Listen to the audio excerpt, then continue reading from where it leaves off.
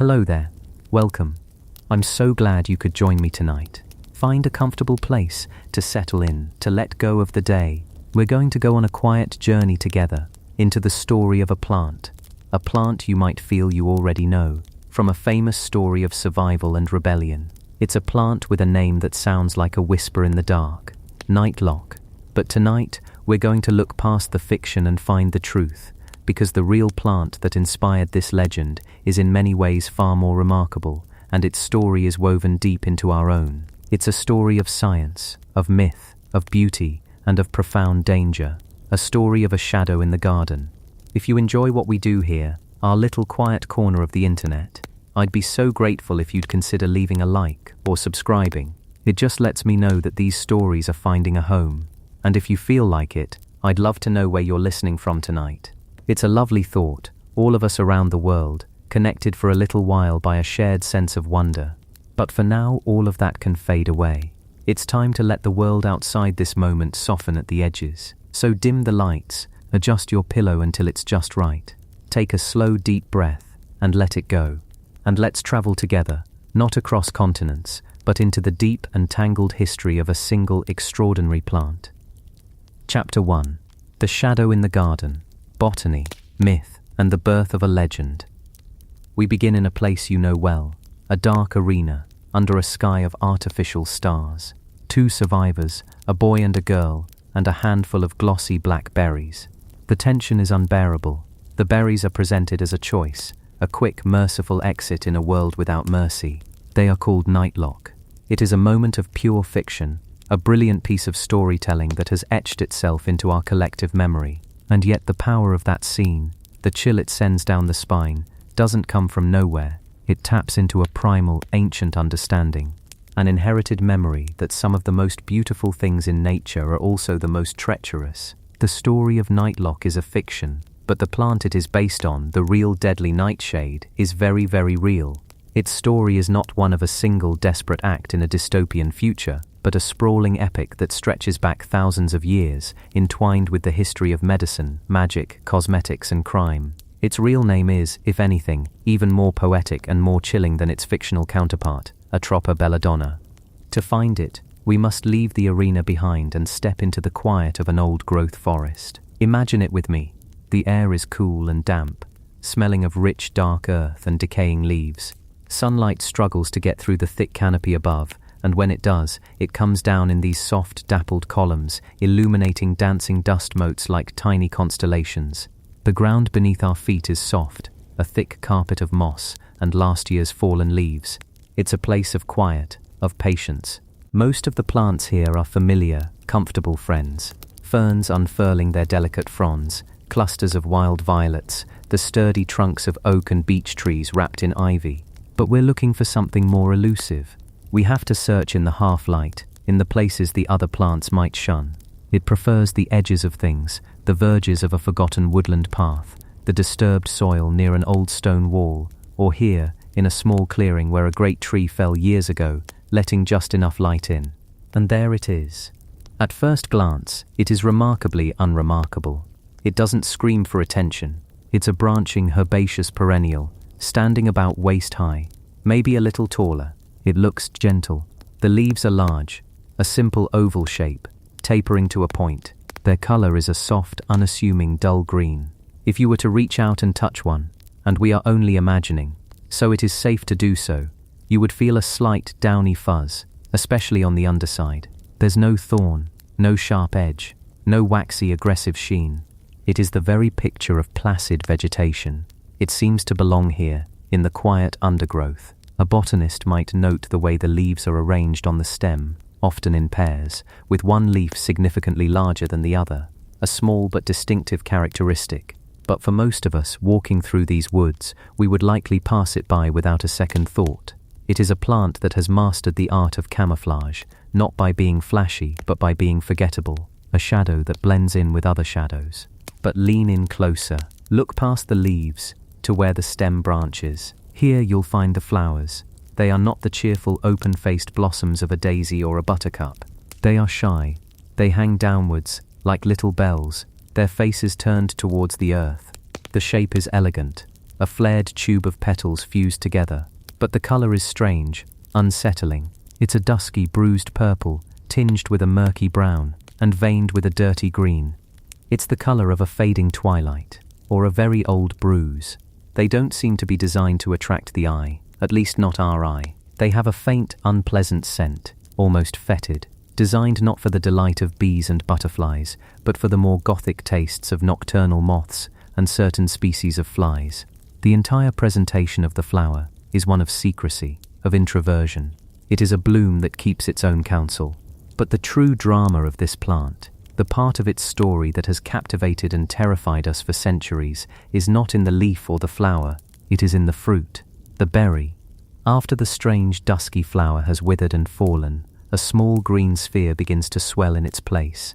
It sits nestled in the center of a green star-shaped calyx, the remnants of the flower's base. For weeks, it grows slowly, patiently, looking like any other unripe berry. But then, it begins to change. The green deepens, then darkens, shifting through shades of olive and deep purple until, finally, it settles on a pure, unblemished, liquid black. When it is perfectly ripe, it is magnificent. It's about the size of a small cherry, perfectly spherical, and its skin is so glossy it seems to drink the surrounding light. It gleams with a wet, polished luster, like a bead of jet or obsidian. It looks clean, perfect, and deeply, irresistibly inviting. This is the plant's great deception. This is the heart of its paradox. Nature has a language of color. We learn it as children. Red is a warning, or a sign of ripeness. Yellows and oranges are often invitations. But a pure, glossy black fruit is rare, and it speaks of something else. It speaks of elegance, of mystery, of night. It doesn't look poisonous in the way a brightly colored, warning-hued mushroom might. It looks like a delicacy, a forbidden sweet. The little green star of the calyx that holds it seems to present it to the world, a tiny dark jewel on a green velvet cushion. It looks juicy, succulent, and sweet. And reports from those who have survived tasting it confirm that this is not an illusion. The berry is by all accounts deceptively sweet. There is no bitter taste, no acrid warning signal to the tongue that you are making a fatal mistake. The first bite is a pleasant one. The danger is entirely hidden, silent, and treacherous. To see it is to understand, on a deep instinctual level, why it has been a source of both fear and fascination for so long. It is beauty and death, held together in a single gleaming sphere. To truly understand this plant, to grasp the weight of its story, we need only to look at the name given to it by the people who first systematically studied it. The language of botany is often precise and descriptive, but sometimes it is pure poetry.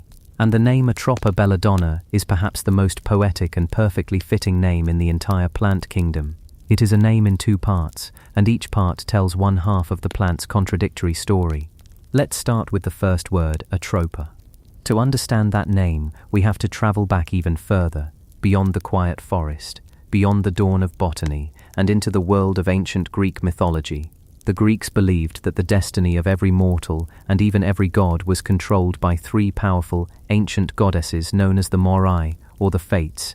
They were sisters, unimaginably old, their decisions absolute and unchangeable. Zeus himself was subject to their will. Imagine them in a vast, dark cavern, working at a cosmic loom. The first sister was Clotho, the spinner. It was she who spun the thread of life for every newborn soul. She was the beginning, the creation. The second sister was Lachesis, the allotter. She would measure the thread, deciding its length, its texture, its color. She determined the course of a life, its triumphs, its sorrows, its fortunes, and its failures. And then there was the third sister, the eldest, the most feared. Her name was Atropos. Her name means the unturning, or the inflexible. She did not spin, and she did not measure. She waited. And when Lachesis had finished measuring the thread of a life, Atropos would step forward, holding a pair of abhorred shears, as the poets called them, and with a final silent snip, she would cut the thread, ending that life. Her action was irreversible. There was no appeal, no bargaining. She was the embodiment of the inevitable end. When the great Swedish botanist Carl Linnaeus was formalizing the system of naming plants in the 18th century, he looked at this unassuming plant with its dusky flowers and its lethally beautiful berries, and he saw in it the perfect botanical embodiment of that final, quiet, and inflexible goddess. He named its genus Atropa. He was saying that this is not just a plant, it is a force of nature that holds the power of finality. To encounter this plant, to misunderstand its nature, is to risk having your thread cut. It is an incredibly powerful, evocative name, a piece of mythology embedded in the very fabric of science. It's a name that serves as a profound warning, whispered down through the centuries from the ancient world. But that is only half the story. If the plant were only Atropa, it would be a simple tale of a straightforward poison. But it's the second word, the species name, that introduces the complexity, the paradox that makes this plant so compelling.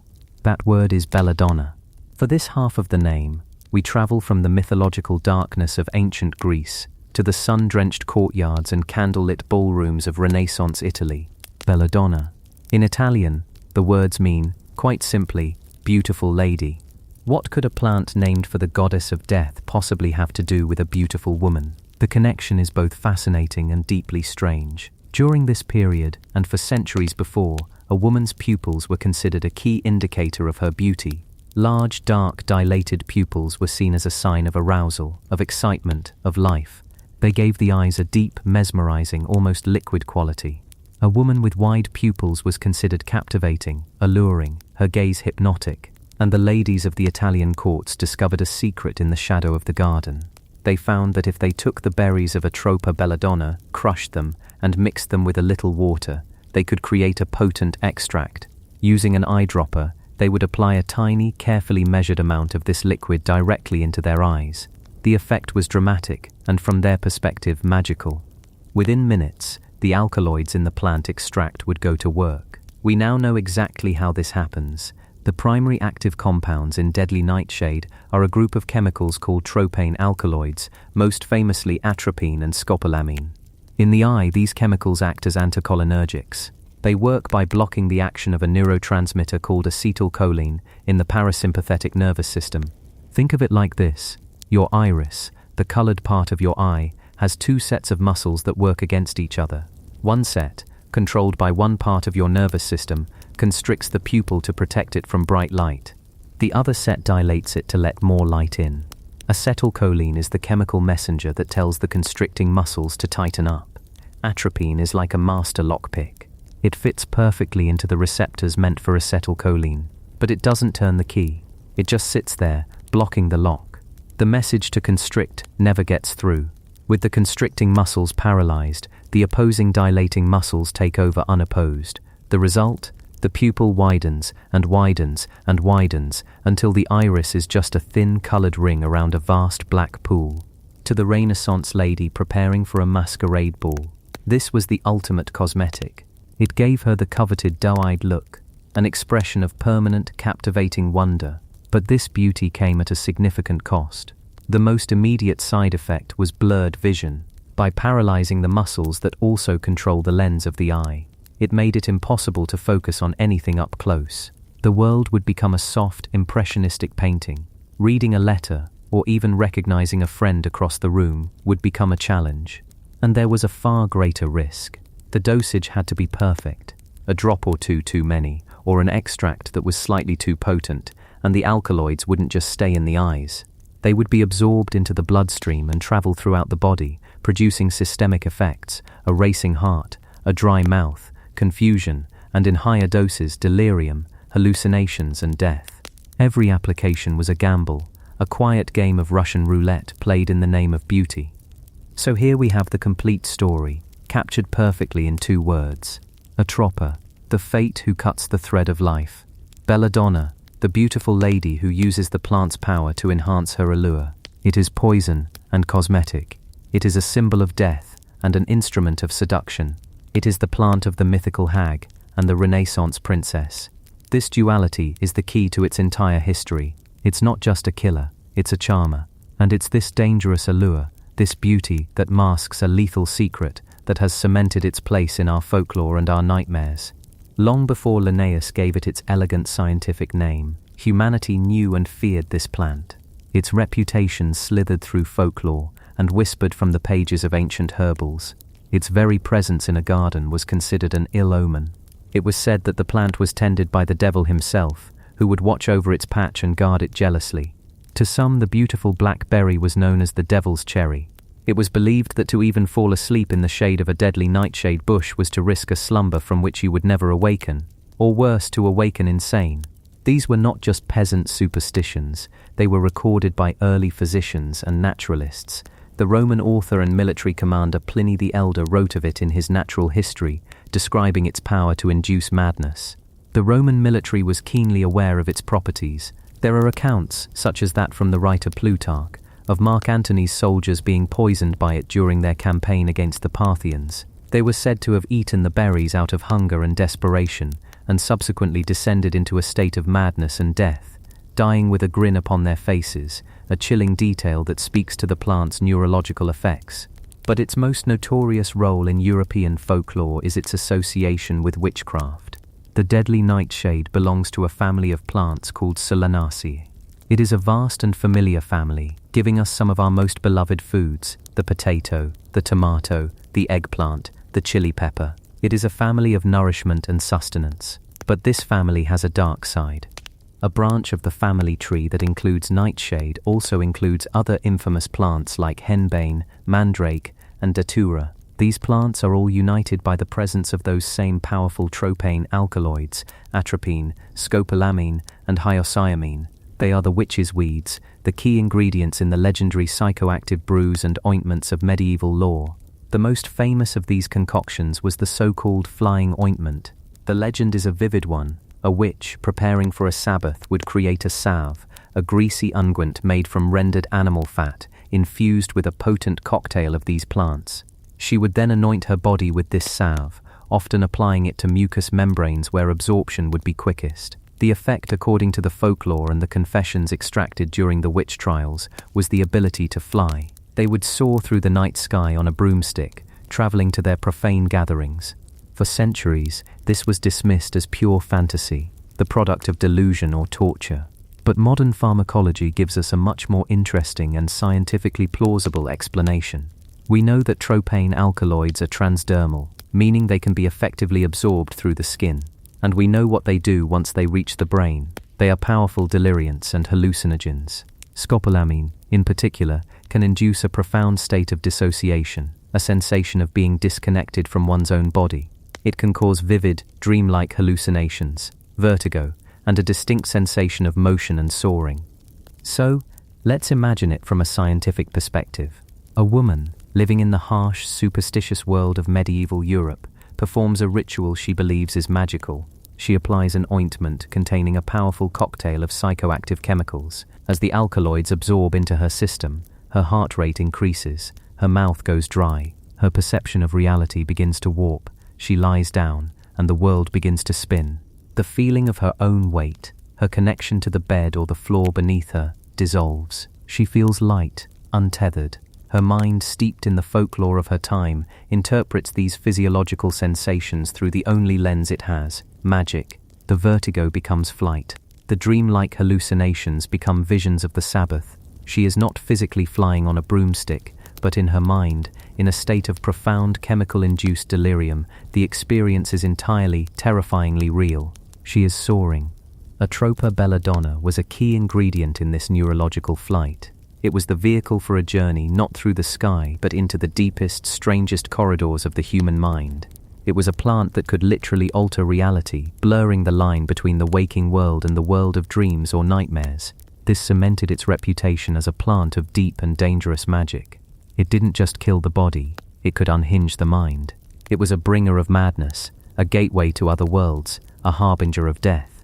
It is this profound and complex identity, the unassuming plant in the shady grove, the goddess of death, the beautiful lady, the witch's tool, the soldier's bane, that forms the foundation of its legend. It is not a simple poison, it is a paradox. It offers beauty and madness, seduction and death, a sweet taste that leads to a bitter end. It hides its immense power behind a gentle facade. When Suzanne Collins was searching for a symbolic plant to place in her fictional arena, a plant that could represent both desperation and defiance, a choice that was both a surrender and a victory, she could not have found a better real-world archetype than Atropa belladonna. The fictional Nightlock is so effective because it resonates with this deep, historical truth that we carry within us. The truth that the world is full of beautiful, tempting things that can destroy us. The shadow in the garden has a long memory, and its story is far from over. It is a story that will take us from the witch's cauldron into the modern pharmacy, from the tip of an assassin's dart to the cutting edge of neuroscience. But for now, we leave it here, in the quiet of the woods, its glossy black berries gleaming like a secret, a promise, and a warning. Chapter 2. The Witch's Herb, Belladonna in Ritual, Medicine, and the Occult. And so we step out of the quiet, primeval woods and into the labyrinth of human history, following the shadow of that gleaming black berry. That promise and that warning did not stay hidden in the undergrowth. We carried it with us, into our villages, into our homes, into the very heart of our fears and our desires. The story of this plant becomes tangled, inextricably, with our own. It is a story of how a simple organism, a silent, rooted piece of botany, can reach through time and whisper ideas into the minds of healers, poisoners, mystics, and inquisitors. It becomes a mirror, and what we see reflected in its dark surface is the duality of our own nature, our desperate need to heal, and our capacity to harm, our yearning to transcend the physical world, and our terror of losing our minds. To begin to understand this profound relationship, we must first learn its names. To the botanist, it is Atropa belladonna. The genus name Atropa is a direct echo of the deep past. It is named for Atropos, one of the three fates of Greek mythology. While her sisters Clotho and Lachesis would spin and measure the thread of a human life, it was Atropos, the inflexible, who held the shears. It was her duty to cut the thread, ending a life abruptly and irrevocably. The ancient botanists who named this plant knew its power. They looked at its unassuming leaves and its fatal fruit, and they saw the hand of destiny itself. But its species name, belladonna, tells a different story. It is Italian for beautiful lady. This is not a name of death, but of vanity and seduction. For centuries, women in Renaissance Italy and beyond would carefully squeeze a single drop of a diluted belladonna tincture into their eyes. The effect was almost immediate and purely chemical. The plant's alkaloids would go to work on the muscles of the iris, forcing them to relax and pull wide open. The pupils would expand into huge, dark, mysterious pools. It was a look considered alluring, captivating, a sign of heightened emotion and arousal. The beautiful lady, using a drop of the fate's poison to enhance her charm, is the perfect emblem for this plant. It is the dance between life and death, beauty and danger, captured in a single name. But it had other names too, whispered names. Names used by the folk who lived on the edges of polite society, in the cottages and wilds where the old ways persisted. They called it witch's berry, sorcerer's cherry, devil's herb, dwaleberry, from an Old Norse word meaning to fall into a trance or to be stupefied. These are the names that lead us down the darker path, into the world of the occult, the cauldron, and the witch's flying ointment. To understand how a plant could earn such a reputation, how it could become the central ingredient in legends of shape-shifting and astral travel, we have to shrink down. We must leave the world of human folklore and enter the world of the molecule. The magic, you see, is not in the spells or the incantations. It is in the chemistry. Nature, in its infinite and patient ingenuity, is the most brilliant pharmacist. And within the cells of the belladonna plant, it has synthesized a family of molecules of breathtaking power, the tropane alkaloids. Let us meet the three primary architects of belladonna's strange kingdom: atropine, hyoscyamine, and scopolamine. Think of your nervous system as an impossibly complex and elegant communication network. It is a city of trillions of connections, and to send messages, it uses chemical couriers called neurotransmitters. One of the most important of these couriers is a molecule called acetylcholine. It is the humble, tireless workhorse of the system. Acetylcholine is the messenger of the mundane, the regulator of the automatic. It is the signal that tells your salivary glands to produce saliva, your stomach to digest your food, your tear ducts to cry.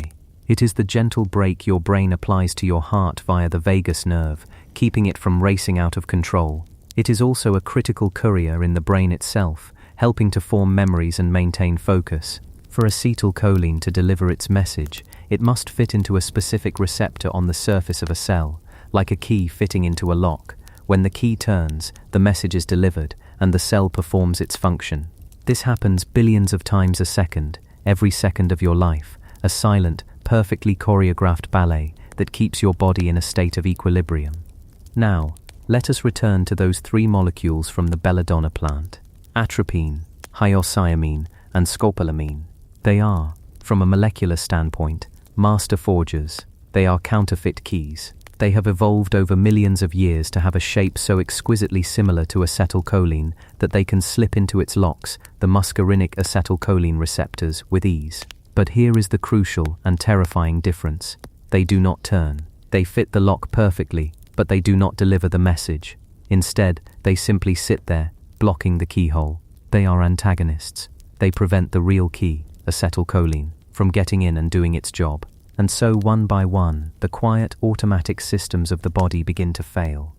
Imagine a single drop of belladonna tincture, or a paste made from its crushed leaves, absorbed into the bloodstream. These counterfeit keys begin to circulate throughout the body, searching for the locks they were so perfectly designed to block. The first messages to go undelivered are often in the glands. Acetylcholine can no longer tell the salivary glands to produce saliva. The mouth becomes profoundly, uncomfortably dry, a feeling often described as a mouthful of cotton or sand. The sweat glands also fail to receive their signal. The skin becomes hot, flushed, and completely dry, even in intense heat. The body has lost its ability to cool itself. The tear ducts stop producing tears. The counterfeit keys find their way to the eyes. They block the signals to the sphincter muscles of the ones that constrict the pupil in bright light. Unable to tighten, the muscles go slack, and the pupil dilates wide open, just as it did for the Venetian courtesan. But this is no cosmetic effect. The eye can no longer focus. The world dissolves into a blurry, indecipherable mess. The sensitivity to light becomes agonizing. They find the vagus nerve's connection to the heart. The gentle, constant braking signal of acetylcholine is now blocked. Released from its restraint, the heart begins to accelerate. The pulse becomes rapid, thready, a frantic, rabbit-like beat in the chest, a condition known as tachycardia. But it is when these molecules cross the blood-brain barrier, that thin protective wall that separates the body's circulation from the sanctum of the central nervous system, that the true sorcery of belladonna is unleashed. Here, in the intricate pathways of the mind, acetylcholine is not just a regulator of glands, it is a conductor of consciousness. It is vital for memory formation, for attention, for distinguishing the real from the imagined. When scopolamine and its cousins begin to block the acetylcholine receptors in the brain, the mind's great tapestry begins to unravel. Short-term memory is the first casualty. The ability to form new memories is simply switched off.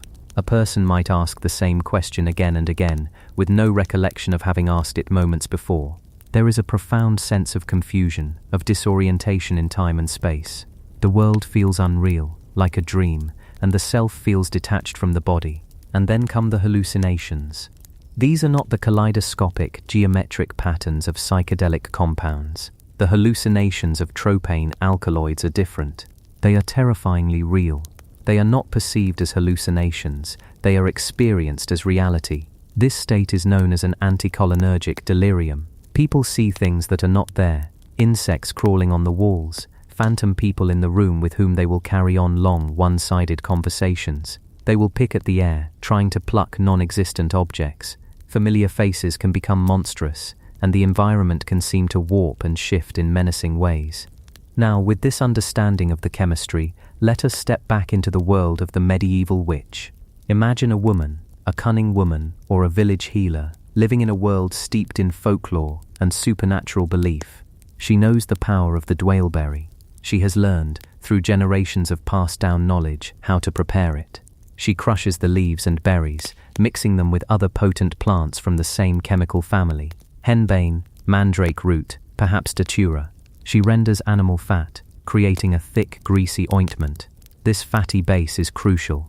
It allows the alkaloids, which are fat-soluble, to be slowly and effectively absorbed through the skin. The historical accounts and folkloric traditions of the flying ointment are persistent throughout European history. The stories say that witches would anoint themselves with this concoction, often on a broomstick or staff, and apply it to the mucous membranes of the body where absorption is most efficient. And then they would fly. They would travel miles in an instant, attend great nocturnal gatherings known as the witches' sabbat, commune with demons, and dance with the devil himself. Of course, they did not physically fly. Their bodies never left their small, dark cottages, but in their minds, they soared. Let us try, with empathy and with science, to imagine that experience. The ointment is applied. The first sensations are physical: the racing heart, the flushing skin, the parched mouth. A feeling of profound strangeness begins to settle over the body. Then, as the scopolamine crosses into the brain, the world begins to dissolve. There is a powerful sensation of dissociation, of the mind separating from the body. This feeling of disembodiment, of weightlessness, is the very core of the sensation of flight. It is not like flying in an airplane. It is the subjective experience of the soul leaving the physical form. The delirium takes hold. The boundary between self and world, between dream and reality, evaporates. The mind, now untethered and desperately trying to make sense of the storm of nonsensical signals, populates the void with figures and landscapes from the subconscious, from the cultural library of myth and fear.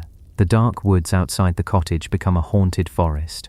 The shadows in the corner of the room become dancing figures. The intense and often terrifying hallucinations are interpreted through the lens of the prevailing belief system. A hallucinated animal becomes a familiar spirit. A terrifying horned figure becomes the devil. The sensation of soaring through the air combined with vivid dreamlike visions of feasting and dancing becomes a literal journey to the Sabbath. The experience would have been utterly convincing. It would not have felt like a dream. It would have felt more real than reality itself. Upon waking, hours or even a day later, with a shattered memory and the lingering echoes of the delirium, the user would possess a powerful, terrifying, and deeply personal memory of their flight. They would believe it, with every fiber of their being, because they had, for all intents and purposes, experienced it. This is the dark genius of belladonna's chemistry. It doesn't just create visions, it creates false memories. It provides an experience so profound and internally coherent that it can overwrite reality itself. This power was not always used for such esoteric purposes.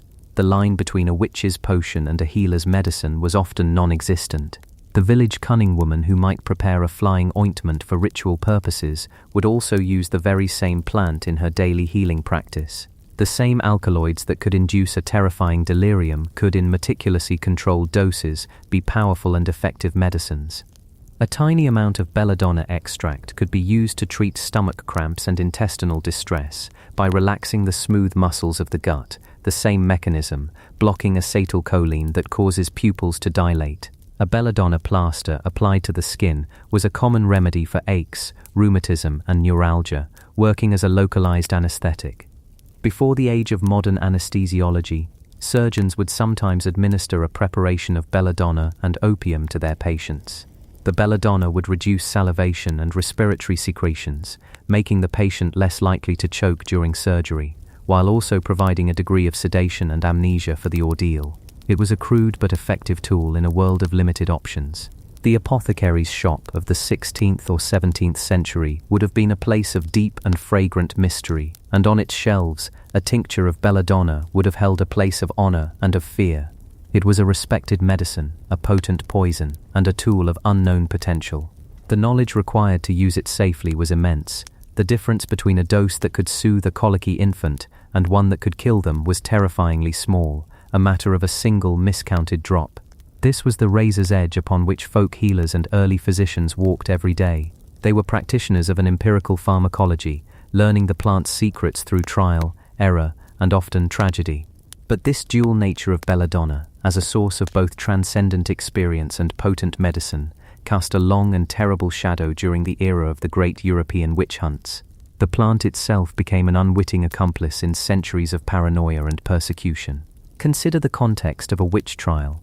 An accused woman, often a healer or midwife who possessed intimate knowledge of local herbs, is brought before the inquisitors. She is interrogated, often under horrific torture, and pressed to confess her pacts with the devil. She may confess to anything to stop the pain. But there is another, more insidious possibility. Perhaps, in some cases, the confessions were not entirely fabricated. Perhaps an inquisitor, hearing rumors of flying ointments, would prepare a concoction of their own from belladonna and other herbs and administer it to the accused. The victim, already terrified and in pain, would be plunged into a profound delirium. In her disoriented, suggestible state, she would experience terrifying hallucinations, shaped by the leading questions and demonic cosmology of her interrogators. She would genuinely believe she had met the devil, that she had flown to the Sabbat, because the plant's chemistry had forced that reality upon her. Her delirious, rambling account would be taken down as a verbatim confession, a proof of her guilt that was in fact a symptom of her poisoning. The plant, in this context, becomes a tool for manufacturing evidence. Its ability to shatter the mind and create false realities was perfectly suited to the paranoid logic of the witch trials. The subjective experiences it induced, flying, communing with spirits, were the very crimes the inquisitors were seeking to prosecute. The witch's herb, the source of her supposed power, could be turned against her, used to create a memory of a crime that never happened, and seal her fate. We see here how a plant's biochemistry can become deeply entangled with a society's psychology. The tropane alkaloids did not create the belief in witches or the devil. That belief was already deeply entrenched in the culture. But the alkaloids provided a tangible physiological experience that seemed to validate those beliefs. They gave the supernatural a neurological foothold. They provided the script for the hallucination, and the culture of the time provided the interpretation. Belladonna became a source of anecdotal evidence for a shared delusion. The terror and the awe it inspired were real, but they were born not from a pact with a demon, but from a pact between a human mind and a powerful molecule. It is a humbling thing to consider that so much of our history, our folklore, our fear, and our spirituality can be influenced by the chemical defenses of a humble plant. It evolved these alkaloids not to send witches flying, but to deter insects and herbivores from eating its leaves. The atropine that dries the mouth of a human would be lethal to a caterpillar. The plant is simply protecting itself. It is a work of blind evolutionary engineering. We are the ones who bring the meaning. We are the ones who taste the berry, and in the ensuing delirium, see the face of a god or a devil. The legacy of the witch's herb is a profound lesson in the relationship between our internal chemistry and our external reality. It reminds us that our perception of the world is not a perfect, clear window, but a complex biological construction, a story our brain tells itself based on a constant stream of chemical signals. And if you introduce a molecule that knows how to block those signals, you can change the story. You can rewrite the very nature of reality, at least for a time. From the beautiful lady's cosmetic to the healer's poultice, from the sorcerer's journey to the victim's forced confession, Atropa belladonna has been a silent and powerful actor in the human drama. It has held up a dark mirror to our hopes for healing, our desire for transcendence, and our deepest paranoid fears. The secrets once brewed in the witch's cauldron were not spells of black magic, but recipes of a potent and dangerous neuropharmacology. And the slow, meticulous work of understanding that pharmacology would eventually lead this plant out of the occultist's den and into the bright, sterile light of the modern laboratory, where its counterfeit keys would be studied, isolated, and repurposed for a new kind of magic, the magic of modern medicine. The shadow in the garden was about to give up its molecular secrets, not to the sorcerer but to the scientist. Chapter 3. A Whisper of Treason, Nightshade as a Political Weapon. But before science could fully claim it, before the alkaloid could be named and its structure mapped in the neat diagrams of a pharmacology textbook, the plant had another, darker apprenticeship to serve. The knowledge that had been cultivated in secret by the hedge witch and the village herbalist did not simply wait patiently for the enlightenment. It seeped, like a stain, through the porous boundaries of society, traveling from the hut to the castle, from the cauldron to the goblet. The secrets whispered over a bubbling pot were refined, distilled, and weaponized in the cold, silent laboratories of human ambition. The plant's counterfeit keys, once used to unlock the doors of perception or to ward off restless spirits, would now be used to lock the final door of all. The shadow in the garden was not yet ready for the scientist. First, it had to serve the assassin. It had to become an instrument of the state, a tool of dynastic survival, and the quietest, most effective whisper of treason the world had ever known. Let's leave the wild woods for a moment and travel to a different kind of garden, a place not of tangled vines and damp earth, but of sculpted hedges, marble fountains, and pathways paved with paranoia. Let us go to the heart of power, to imperial Rome. Here, the life of an emperor is a precarious thing, a tightrope walk over a pit of vipers, where every family member, every senator, every trusted general is a potential threat. In this world, the sword is a clumsy tool, An open assassination is a messy affair. It creates martyrs and invites retribution. It is loud. Power, true power, prefers silence. It prefers a death that looks like anything but a death of intent, a sudden sickness, a tragic fever, a mind that simply unravels. And so, we meet a woman named Locusta. History remembers her as a sorceress, a dealer in dark arts, but it is perhaps more accurate and more chilling to see her as a master of applied botany, a brilliant, if utterly amoral, toxicologist, working centuries before the field had a name. She was, for all intents and purposes, the imperial poisoner for hire, her services retained by those at the very pinnacle of Roman society. Her most famous client was a woman whose ambition was as vast and unforgiving as the empire itself, Agrippina the Younger, the great-granddaughter of Augustus, sister of Caligula, wife of Claudius, and mother of Nero. Agrippina understood the theatre of power. She knew that to secure the throne for her young son Nero, the current emperor, her bumbling and aging husband Claudius, had to be removed from the stage. But it had to be the perfect exit. It had to look natural, pitiable even, an old man succumbing to his infirmities. And so the historical accounts pieced together by Tacitus and Suetonius tell a story of a fateful dish of mushrooms. Mushrooms are the star of the show, the famous actor on the stage. But even the most deadly of the Amanita genus, the destroying angel, can cause violent telltale symptoms of vomiting and agony. Such a scene is too dramatic, too messy. It invites suspicion. For a truly subtle performance, you need a supporting actor, a quiet collaborator working behind the scenes. This is where the shadow of belladonna falls across the historical record. Imagine the skill of a poisoner like Locusta. She would not simply crush a handful of berries into the stew. No, this was an art form. It required precision, an understanding of dosage that bordered on the supernatural. The goal was not a swift, convulsive death, but a gentle, inexorable decline that mimicked a stroke or a rapid illness. The primary poison, the mushroom, does its work on the liver and kidneys, a slow and agonizing process. But what if a tincture of belladonna was also administered, perhaps in the wine that washed the meal down? The first effect would be subtle, a dryness in the emperor's throat. He might call for more wine, thinking it a simple thirst. Then, a warmth would spread across his skin, a flush that a court physician might mistake for a rising fever, a common ailment. His heart would begin to race, a frantic thrumming beat against his ribs, another symptom of a body fighting an infection. But the most insidious effect would be on his very ability to save himself. The atropine in the belladonna is a powerful muscle relaxant. It would begin to paralyze the smooth muscles of his throat.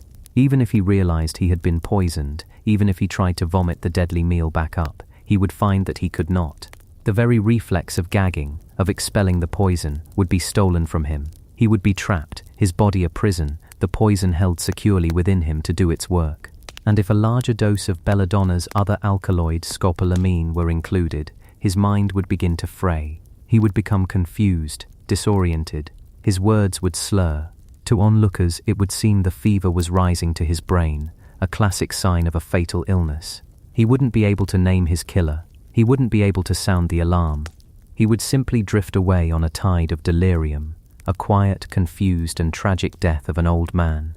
No screams, no accusations, just a seamless transition of power. Agrippina would weep publicly, Nero would deliver a moving eulogy, and Locusta would be rewarded, not punished, kept on retainer for the new emperor, her terrible knowledge now a state secret. This is what made Atropa belladonna the perfect political weapon. It was a ghost. It killed without leaving a clear wound, without the distinctive blue lips of arsenic or the violent spasms of strychnine. It was nature's most subtle assassin, a plant that offered a death that wore the mask of natural causes. It exploited the body's own intricate systems, turning them against themselves in a way that was nearly impossible for a pre-modern physician to diagnose.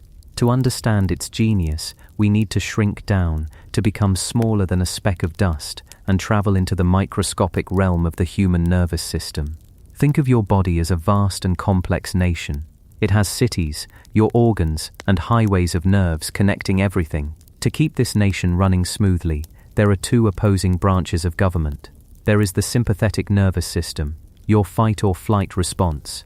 This is the ministry of alarm, the one that floods the body with adrenaline, speeds up the heart, and prepares you for a crisis. But for the most part, your body operates under the other branch, the parasympathetic nervous system. This is the department of rest and digest.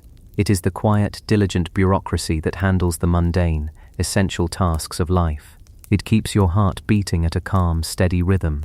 It tells your salivary glands to produce saliva, your stomach to digest your food, your pupils to constrict in bright light, your lungs to breathe slowly and deeply. It is the invisible, tireless machinery of housekeeping that keeps you alive. This entire system runs on a messenger molecule, a tiny chemical key called acetylcholine. At countless junctions throughout your body, this key is released, travels across a microscopic gap, and fits perfectly into a specific receptor, a lock on the other side. When the key turns the lock, a message is passed. Digest, salivate, beat slower. It is a system of breathtaking elegance and precision. Now, look at the molecules that belladonna creates, atropine and scopolamine. Under an electron microscope, they are master forgers. They have crafted a chemical shape that is almost identical to the body's own acetylcholine key. They are counterfeit keys. When the poison enters the bloodstream, these molecules circulate throughout the nation of your body. They arrive at the same locks that acetylcholine is meant to open, and they fit. They slide into the keyhole perfectly. But they do one thing differently. They don't turn. They just sit there, occupying the lock. They are a key broken off in the keyhole, preventing the real key, the body's own messenger, from getting in. And so, one by one, the quiet, essential services of the body's housekeeping department begin to shut down. The message to produce saliva is blocked. The mouth goes utterly dry, the tongue thick and sticky. The message to sweat is blocked. The skin becomes hot, flushed, and dry as paper, and the body's temperature begins to climb uncontrollably, mimicking a raging fever. The message to the iris muscles to constrict is blocked. The muscles go slack, and the pupils dilate wide, turning the eyes into dark, vacant pools that are painfully sensitive to light. The message to the gut to contract and move food along is blocked. The digestive system grinds to a halt, leading to painful paralysis. The message to the heart to maintain a slow, steady beat is blocked. Freed from its calming influence, the heart begins to race wildly, a panicked, inefficient gallop. This is a systemic sabotage of breathtaking thoroughness. But belladonna saves its masterstroke for the brain. The smaller of its two primary molecules, scopolamine, is uniquely capable of slipping through the blood-brain barrier, the highly selective security gate that protects the central nervous system. Once inside, it begins to block the acetylcholine receptors in the brain itself, the very seat of consciousness, memory, and thought. And here, the sabotage becomes psychological. The orderly flow of information is disrupted. The brain can no longer properly distinguish between internal thoughts and external reality. The victim becomes confused, agitated, memory becomes a fog, and then come the hallucinations. These are not dreamy psychedelic visions. They are often described as terrifyingly mundane and deeply unsettling. The victim might try to carry on conversations with people who are not there, or pluck at imaginary insects on their clothes, a condition known as wool gathering. They are trapped in a vivid, waking nightmare, a state of profound delirium, unable to form coherent thoughts, unable to recognize loved ones, lost in a storm inside their own mind. This is the horrifying genius of belladonna as a poison. It doesn't just kill the body, it dismantles the person first. It isolates them in a prison of madness before it quietly stops their heart or their lungs. To an outside observer, in a time before modern diagnostics, this entire progression would look like a sudden catastrophic illness, a brain fever, a spiritual possession, an act of God, not the work of a few drops of a plant's essence in a glass of wine. The poisoner could stand by the victim's bedside, feigning concern, offering prayers, while their silent molecular accomplices did their work, and no one would be the wiser. The perfect crime, engineered not by a human, but by a plant. This dark knowledge, perfected in the crucible of Roman politics, did not vanish with the fall of the empire. It went underground, preserved in the very places that are often seen as sanctuaries of light and learning. In the quiet gardens of monasteries, monks who copied the ancient texts of Dioscorides and Pliny would have also cultivated the plants they described. They grew Atropa belladonna for its medicinal properties, to use in small, careful doses as a sedative or an anesthetic. But in tending the plant, they also tended its secrets. The knowledge of its darker potential was always there, pressed between the pages of a herbal, a footnote in a medical text. And as Europe emerged from the Dark Ages and exploded into the dazzling, dangerous light of the Renaissance, this knowledge found a new and fertile ground in the city-states of Italy. This was a time of breathtaking art and scientific discovery, but also of unparalleled political treachery. In the courts of Florence, Milan, and especially Rome, life was a game of chess played with daggers and poison, and no family played the game with more terrifying skill or with a more fearsome reputation than the Borgias. The name itself has become synonymous with ruthless ambition. At its head was Rodrigo Borgia, who became Pope Alexander VI, a man of immense appetites for power, wealth, and pleasure. And at his side were his children, most famously the brilliant, brutal military strategist Cesare Borgia, and the beautiful, enigmatic Lucrezia Borgia. History and popular legend have painted them as monsters, masters of the poisoner's art, who dispatched their rivals with a chilling efficiency. While many of the stories surrounding them have been sensationalized over time, the reputation itself became a weapon. In the Vatican of the Borgias, cardinals and bishops lived in a state of constant gnawing fear. Every dinner invitation could be a death sentence. Every glass of wine could be the last. Legend speaks of a secret Borgia poison, the cantarella, a substance so subtle and deadly that its recipe was a closely guarded family secret. Historians today believe that cantarella was most likely a powder based on arsenic, a common poison of the era. Arsenic is a brutal, heavy metal poison that leaves its mark. But some of the deaths attributed to the Borgias bear the unsettling hallmarks of something else, something more subtle. Deaths marked by a sudden fever, by a descent into madness and delirium before the end. These are not the symptoms of arsenic. They are the classic, terrifying signature of belladonna. It is not hard to imagine Cesare Borgia, a man Machiavelli himself admired for his cold, calculating nature, seeing the immense strategic value of such a plant. Arsenic is effective, but it is detectable. The body's violent reaction to it is a form of testimony. But belladonna is a whisper. Imagine a cardinal, a political rival to the Pope, whose wealth and influence the Borgias covet. He is invited to a lavish banquet at the Vatican. The food is exquisite, the music divine, the wine flowing freely. The cardinal, aware of the rumors, might even have a food taster, but a tincture of belladonna, carefully distilled and concentrated, is nearly tasteless. A few drops added to his personal goblet of wine by a trusted servant would be completely undetectable. The evening would proceed as normal. The cardinal would return to his own palace, perhaps feeling a little flushed from the wine and the excitement. He would dismiss it. But as the night wears on, a strange thirst takes hold. His mouth feels like parchment.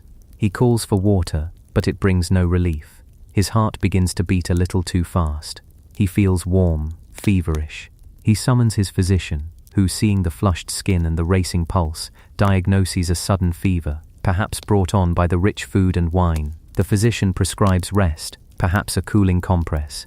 But as the hours pass, the cardinal's condition worsens. The light from the candles in his room seems searingly bright, painful. He asks for the room to be darkened. His attendants would notice his pupils dilated into huge black circles, even in the dim light. A strange sign, but one easily attributed to the pressure building in his brain from the fever. Then his mind begins to wander. He speaks to people who are not in the room. He becomes agitated, plucking at his bed sheets, swatting at unseen flies. His speech becomes a meaningless jumble. He is now beyond reach, lost in the labyrinth of the poison's making. To his household, this is a tragedy. A man of God, a pillar of the church, struck down by a virulent, fast-acting illness that has taken his mind before his life. They pray for his soul. They have no idea that they are witnessing a murder, a political execution of extraordinary sophistication. The cardinal will die within a day or two, likely from respiratory failure, as the atropine paralyzes the muscles of his lungs, or from cardiac arrest due to his wildly racing heart.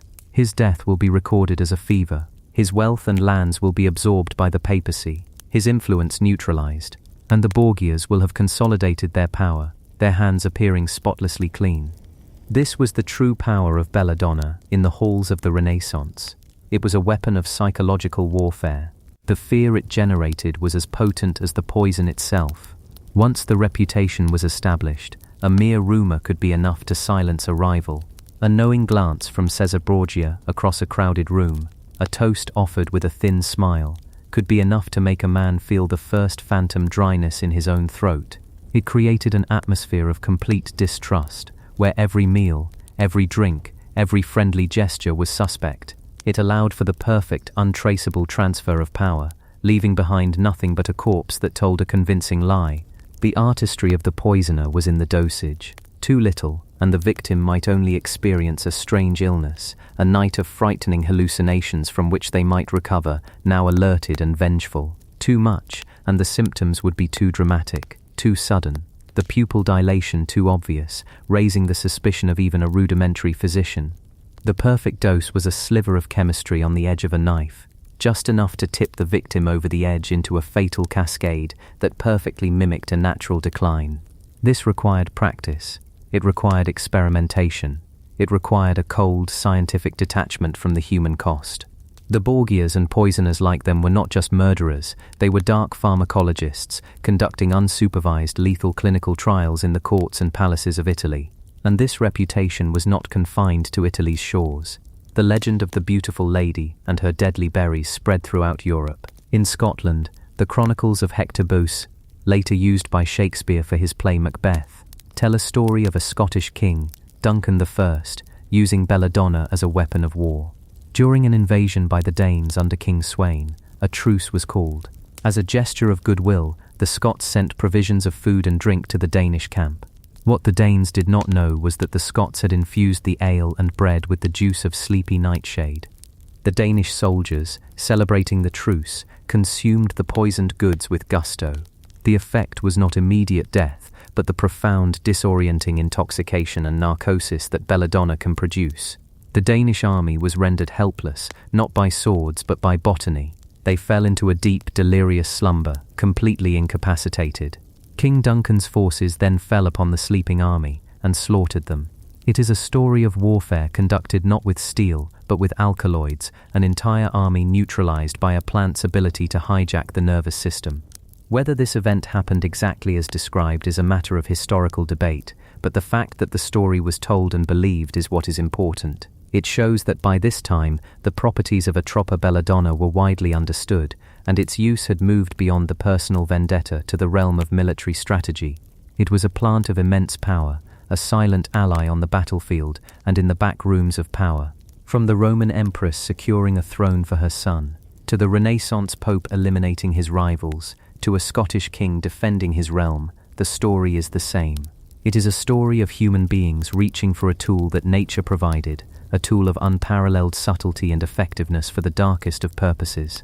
The plant itself, of course, has no malice. It is a biological machine, a master chemist that has spent millions of years perfecting these molecules for its own defense, to stop an insect or a browsing animal from eating its leaves. It developed a way to say "do not touch" in the universal language of neurochemistry. The chilling part is how perfectly this defense mechanism, this molecular shield, was suited to the unique cruelties of human politics. We looked at this plant and did not see a warning. We saw an opportunity. We saw a key that could unlock the door to power, a way to remove our enemies so quietly that it would sound only like the gentle closing of a sickroom door. The whisper of treason was not in the rustle of the nightshade's leaves in the wind. It was in the minds of the men and women who stood in its shadow, calculating the dose, and seeing in its dark, glossy berries the reflection of a crown. Chapter 4. The Price of Beauty. The eye of the beholder. And so we see it, the dark and glittering potential of this plant, held in the hands of emperors and assassins, a tool of statecraft as potent as any dagger or decree.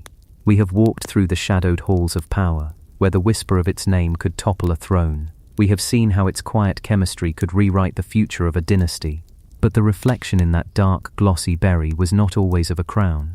Sometimes, if you looked closely, in the right light, the reflection was of something far more intimate, something closer and more personal. The reflection was of an eye. And this is where our story takes a turn, away from the grand, cold theatres of political war, and into the candlelit warmth of the private chamber, into the world of the personal, the perilous, and the profound. For the same plant that could be used to stop a rival's heart could also be used to capture it. The ambition was not always for a kingdom, but sometimes for a single, admiring gaze across a crowded room. The whisper of treason was in the minds of kings, yes, But the whisper of beauty, of allure, of a dangerous and desperate vanity, was in the hearts of the women who stood in its shadow, calculating a very different kind of dose, and seeing in its dark berries not the reflection of a crown, but the reflection of themselves, made beautiful. The plant's most common name, the one that has echoed through the centuries, is not Atropa, the unforgiving fate who cuts the thread of life. It is not deadly Nightshade, a name that speaks only of its final grim purpose. No, the name that has clung to it, the name whispered in Venetian courtyards and Florentine villas, is belladonna. 2 words, bella, donna. In Italian, the meaning is simple, direct, and hauntingly paradoxical. It means beautiful lady. And in that name is an entire history, a story not of political assassination, but of social aspiration. It tells us that for a long, long time, we looked at one of the world's most toxic plants and saw before anything else the promise of beauty. It is a breathtaking act of cognitive dissonance to name an agent of death after an ideal of life and loveliness. It's like naming a sharpened dagger, the gentle touch, or a vial of venom, sweet perfume. And yet, the name is not ironic, it is literal. It is a user's manual, a label describing its most celebrated application. The beautiful lady was not the one who grew the plant, or the one who fell victim to it. The beautiful lady was the one who used it. She was the one who willingly, knowingly, took a calculated risk, inviting this spectre of death into her body, all for the sake of a fashionable ideal. Let us travel back, leaving the cold stone of Roman palaces for the vibrant, dangerous, and intoxicating world of Renaissance Italy. Imagine the city of Venice, a jewel box of canals and intrigue, or Florence, the heart of an artistic and intellectual explosion. The air is thick with the scent of spices, the sound of water, the murmur of Latin and Italian. Society is a complex tapestry of power, wealth, art, and religion. And for a woman of the upper classes, her place in this tapestry is often precarious, defined by the alliances she can secure through marriage. Her beauty is not merely a personal attribute, it is a form of currency. It is her primary tool in a world where her options are otherwise limited. A favorable match could elevate her family, secure fortunes, and grant her a measure of security and influence. A failure to attract a suitable husband could mean a life of obscurity or consignment to a convent. The pressure was immense, and the competition fierce. In this world, every detail was a message. The richness of a silk gown, the complexity of a hairstyle, the subtle application of cosmetics, all of it spoke volumes about status, wealth, and taste. And the focus of this intricate performance was so often the face, and the focus of the face was, as it always has been, the eyes. The eyes were considered the windows to the soul, the communicators of emotion, the instruments of flirtation and connection. Poetry of the era is filled with sonnets to a lover's eyes. Artists like Titian and Raphael devoted their genius to capturing the life and light within a sitter's gaze. A direct, engaging, and captivating gaze was a powerful asset. And the women of the Renaissance, like women in so many eras, discovered a way to enhance this asset using the tools available to them, and the most potent tool in their arsenal grew quietly in the shade of a nearby forest. The preparation was likely a ritual, performed in the privacy of a lady's chambers before a grand ball or a courtly gathering. A small bundle of nightshade leaves and berries would be crushed and steeped in water, creating a simple infusion, a belladonna tea, or perhaps a more refined distillate was prepared by an apothecary. A small precious vial of what was called aqua tofana, a name that would later become infamous for its use as a slow and subtle poison, but which in this context was simply a beauty product. With a steady hand, using a small brush or a dropper, a woman would apply a single tiny drop of this potent liquid to each of her eyes. There would be a momentary sting, a slight watering, and then slowly, a strange and remarkable transformation would begin. To understand what happens next, we must shrink down, past the powdered skin and the silk embroidery, past the surface of the eye itself, and into the microscopic world of cellular mechanics. The eye is one of nature's most brilliant and intricate machines, and the pupil, that black circle at its center, is its aperture, its gateway for light. The size of this gateway is not fixed, it is controlled by a constant, delicate tug-of-war between two opposing muscles within the iris, the colored part of your eye. The first muscle is the iris sphincter, a circular ring of muscle fibers that works like a purse string. When it contracts, the pupil constricts, becoming smaller, to protect the sensitive retina from bright light. The second is the iris dilator, a set of radial muscles arranged like the spokes of a wheel. When they contract, they pull outwards, widening the pupil to let in more light in dim conditions. This entire system is managed by your autonomic nervous system, the body's silent, tireless administrator. The command to constrict the pupil is sent via a neurotransmitter, a chemical messenger called acetylcholine. You can think of acetylcholine as a key. All along the muscle fibers of the iris sphincter are tiny, specialized receptors, which are like locks. When the key of acetylcholine fits into the lock of the receptor, the muscle receives the signal and contracts. It's a beautifully efficient system, happening countless times a day without a single conscious thought.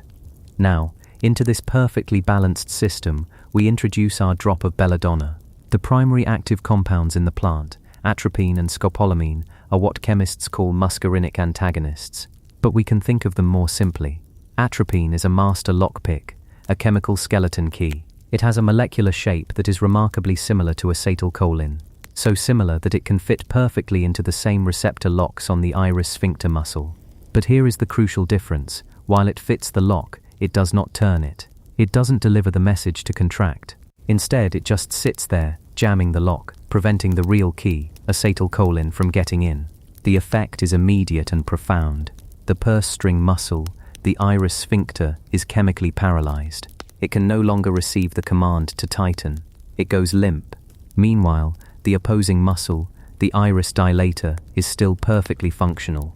With its opponent taken out of the fight, it pulls unopposed, like a team in a tug-of-war when the other side suddenly lets go of the rope. The result is that the pupil widens and widens and widens until it becomes a great dark pool, eclipsing much of the colored iris. This condition is called mydriasis, and for the woman in our Renaissance chamber, as she looks into her polished silver mirror, this is the entire point. Her eyes, once a mixture of color and black, are now dominated by these enormous dark liquid pupils. They appear deeper, more mysterious, more dramatic. By candlelight, they would seem to capture and hold the flickering flame, giving her a look of intense, smoldering vitality. But this manufactured beauty came at a steep price, a price paid in the currency of sight itself. The transformation was not just cosmetic, it was a fundamental disruption of the eye's function. Along with paralyzing the iris, the atropine also affects another nearby muscle, the ciliary muscle, which is responsible for changing the shape of the lens to focus on near objects. This is the muscle that allows you to read a book, to thread a needle, to see the face of the person you are speaking with clearly. With this muscle also paralyzed, a condition called cycloplegia, her near vision would become hopelessly blurred. Let us follow Our Lady as she leaves her chambers and descends into the grand hall. The world for her is now a strange bifurcated place. The faces of people across the room, the tapestries on the distant walls are all perfectly clear, but the wineglass in her hand is a vague, shimmering outline. The face of the gentleman who has come to speak with her is a soft, indistinct blur unless he stands at a respectful distance. She cannot read the dance card in her hand, cannot clearly see the intricate details of the jewelry on her own wrist. She is living in a world without a foreground. And then there is the light. Her pupils, stuck wide open, can no longer protect her from brightness. The blaze of hundreds of candles in the ballroom, the glare from a polished marble floor would be overwhelming, even painful. She is in a state of constant uncomfortable glare, forced to squint or turn away from the light. She has traded the gift of clear, comfortable vision for the appearance of it in the eyes of others. It is a profound sacrifice to make her own eyes more pleasing for others to look at. She has made the world a more difficult place for her to see. And why? Why go to such lengths? Why endure blurred vision and painful sensitivity to light? The answer lies in another, deeper layer of our biology. The dilation of the pupils is not just a mechanical reaction to light. It is also a powerful involuntary signal managed by our sympathetic nervous system, the system that controls our fight or flight response, but also our feelings of excitement, arousal, and attraction. When you are interested in someone, when you feel a deep emotional or physical connection, your brain releases adrenaline, and one of the many effects is the widening of your pupils. It is a primal, honest signal of engagement. The lover's gaze is not just a poetic fancy, it is a physiological fact. When someone looks at you with wide, dilated pupils, your own brain, on a subconscious level, registers it as a sign of their interest in you. It is inherently alluring. The women of the Renaissance, without knowing the precise neurochemistry, understood this intuitively. They knew the power of that wide-eyed look. Belladonna was a way to counterfeit this biological signal. It allowed a woman to project an aura of constant, captivating interest and arousal, regardless of her true feelings. Her eyes became a beautiful lie, broadcasting a message of allure to every person she looked upon. It was a form of chemical persuasion, a way to tip the scales of attraction in her favor, in a highly competitive social arena. She was, in essence, hacking the human nervous system. She was using a plant's neurotoxin to mimic the body's own chemistry of desire. And in the soft, flickering candlelight of a Venetian palazzo, where so much depended on unspoken signals and subtle gestures, this manufactured gaze was a weapon of immense power. This aesthetic ideal was so pervasive that it spilled over from life into art.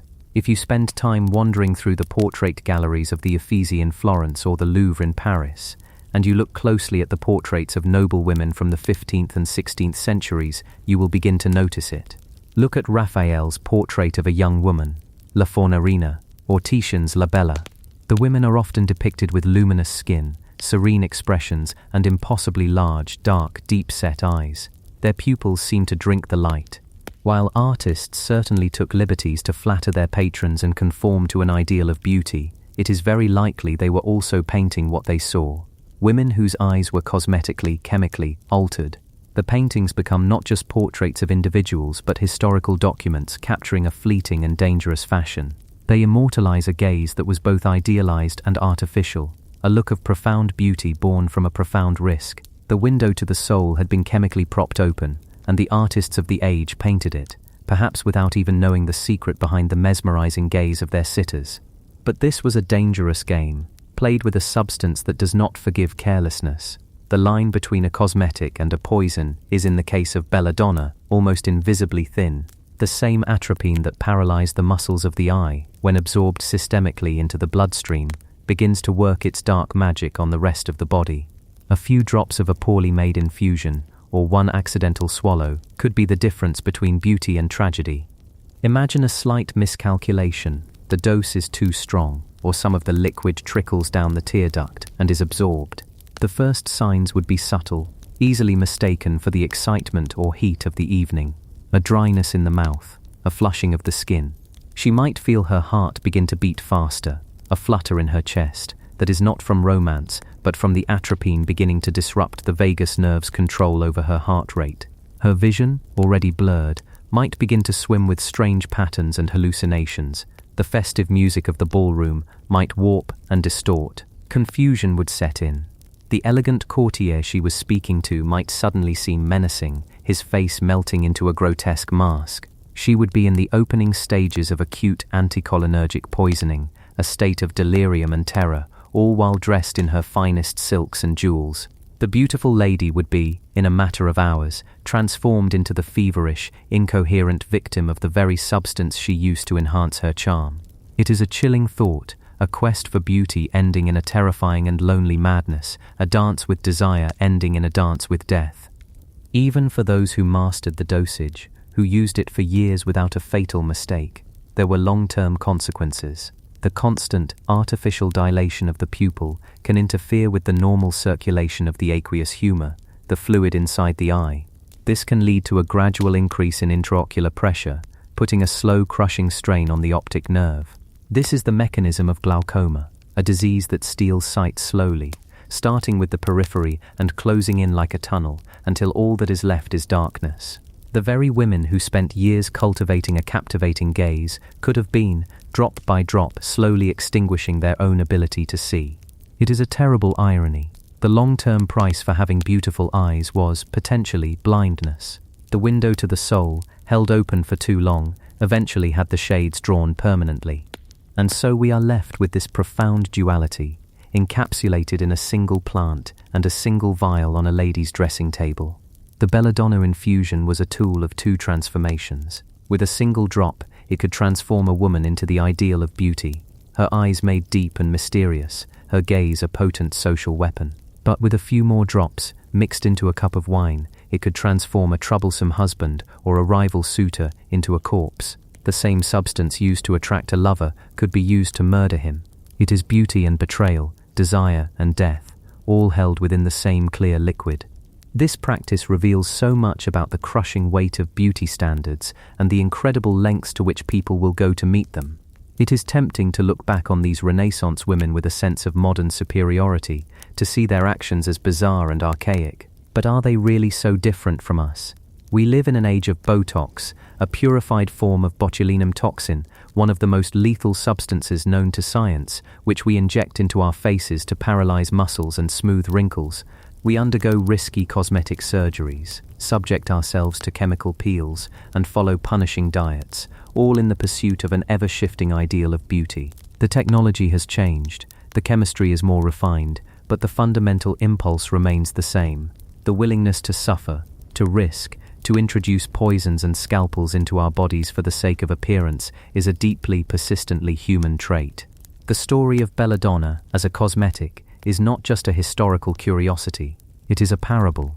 It is about the complex relationship between nature and human desire, about our tendency to seize upon the most powerful and dangerous elements of the natural world and attempt to bend them to our vanities. The beautiful lady of the Renaissance, with her dark, dangerous eyes, is a ghost who still walks among us. We see her reflection in the glossy pages of fashion magazines, in the filtered images on social media, in the ever-present pressure to conform to an ideal that is often as unattainable and as perilous as the one she chased with her vial of nightshade extract. The plant itself is indifferent to these human dramas. It simply grows, quietly producing its potent alkaloids, following its own ancient evolutionary script. It does not intend to be a poison or a cosmetic. It has no concept of murder or vanity. It is simply a master of chemical engineering, a silent testament to the fierce and inventive nature of life. But we, in our complexity, see what we want to see. We look at its dark berry, and some of us see a tool for a king, and others a tool for a queen. Some see the end of a life, and for a very long time, in the candlelit rooms of a forgotten world, women looked into that same dark berry and saw the beginning of a love story, a reflection of their own eyes, made dangerously, irresistibly beautiful. And in that reflection, we see the true, timeless, and often tragic price of beauty, paid one precious, perilous drop at a time. Chapter 5. From Poison to Panacea. The Scientific Taming of Atropine. That price of beauty, paid one precious, perilous drop at a time. For centuries, it was a debt settled in the half-light of superstition and hopeful guesswork. The women who used the berry's juice saw only the effect, not the cause. They witnessed a transformation in the mirror, a dark and sudden blooming of the pupil, but the mechanism behind it was a complete mystery.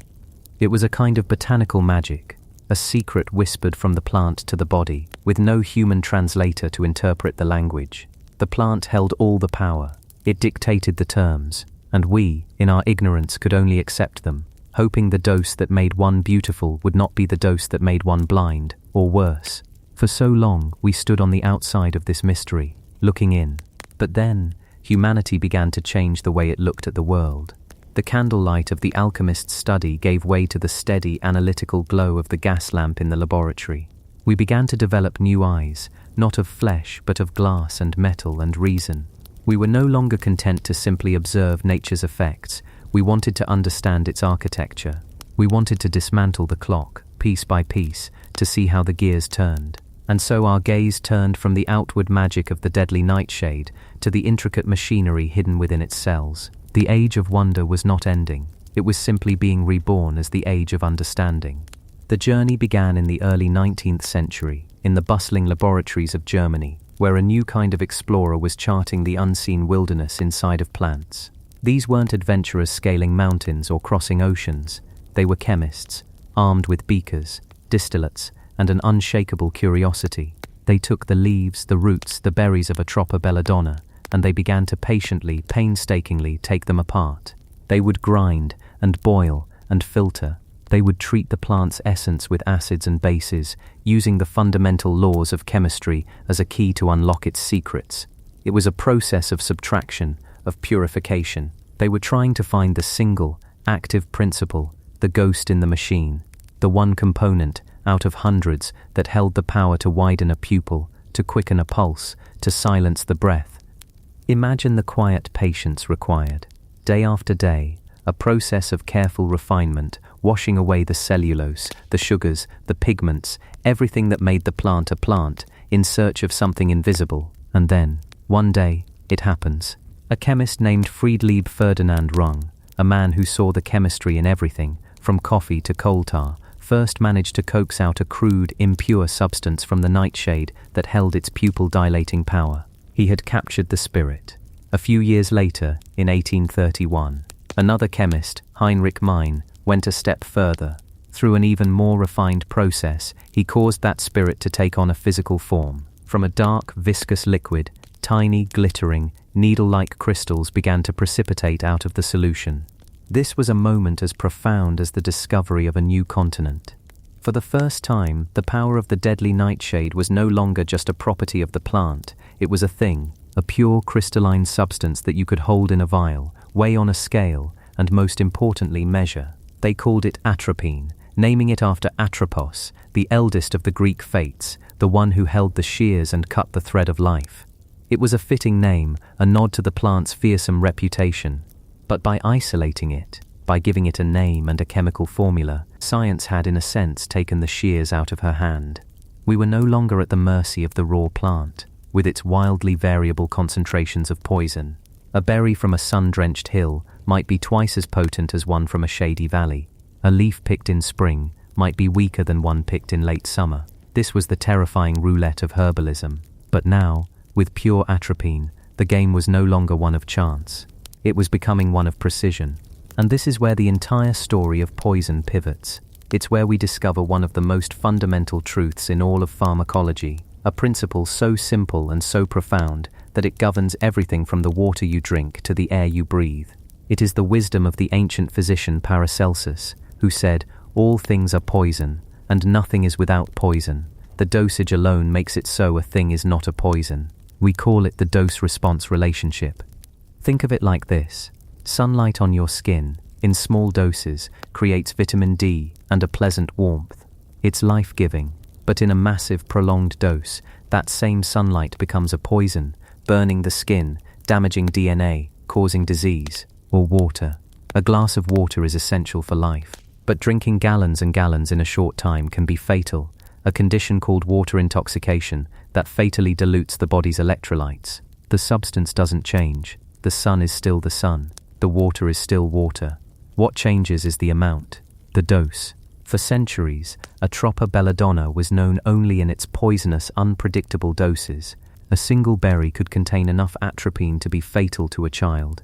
A few more enough to fell an adult.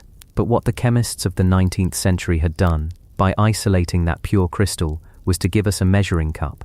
They had given us the ability to administer not a berry's worth or a leaf's worth, but a microgram, a milligram, a precise, repeatable, predictable quantity. And in doing so, they found that in these tiny controlled amounts, the poison didn't act like a poison at all. It acted like a medicine. The very same molecule that could stop a heart could also be used to steady it. The same compound that could blur vision to the point of blindness could be used to restore it. The fate's shears had been reforged into a surgeon's scalpel. The first and most obvious application was a direct refinement of its ancient cosmetic use. For centuries, as we know, women had used the berry juice to dilate their pupils for beauty. Physicians realized this same effect could be a powerful diagnostic tool. The pupil of your eye is not just a black dot, it's an aperture, a gateway. Behind it lies the intricate world of the retina, the optic nerve, the delicate blood vessels that are the only place in the entire human body where we can look directly at our circulatory system without making an incision. But in its normal state, the pupil is small, and it constricts with light, making a thorough examination of that world behind it incredibly difficult. It's like trying to explore a vast, dark cavern through a tiny keyhole while someone keeps trying to shut the door.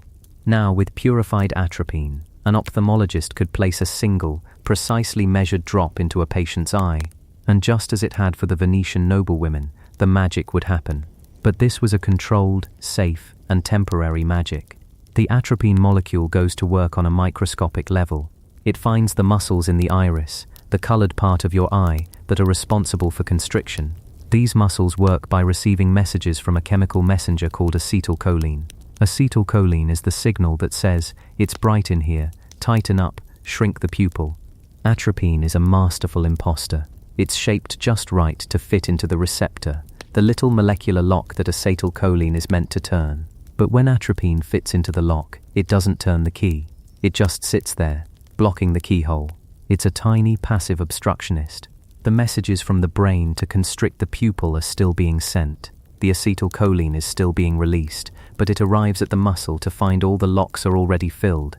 The message cannot be received. And so, without the signal to constrict, the opposing muscles, the ones responsible for dilation, take over unopposed. The pupil widens and widens and widens until the iris is just a thin, beautiful ring of color. For the patient, the world becomes a soft, blurry place for a few hours. But for the doctor, it is a moment of profound clarity. The door to the cavern has been thrown wide open. They can now shine their light inside and see everything. They can examine the optic nerve for signs of glaucoma, check the delicate blood vessels for damage from diabetes, and inspect the retina for tears or detachment. Lives are saved, and sight is preserved, all because we learned how to tame the nightshade. We took its power over the eye, a power once used for vanity, and transformed it into a tool for healing.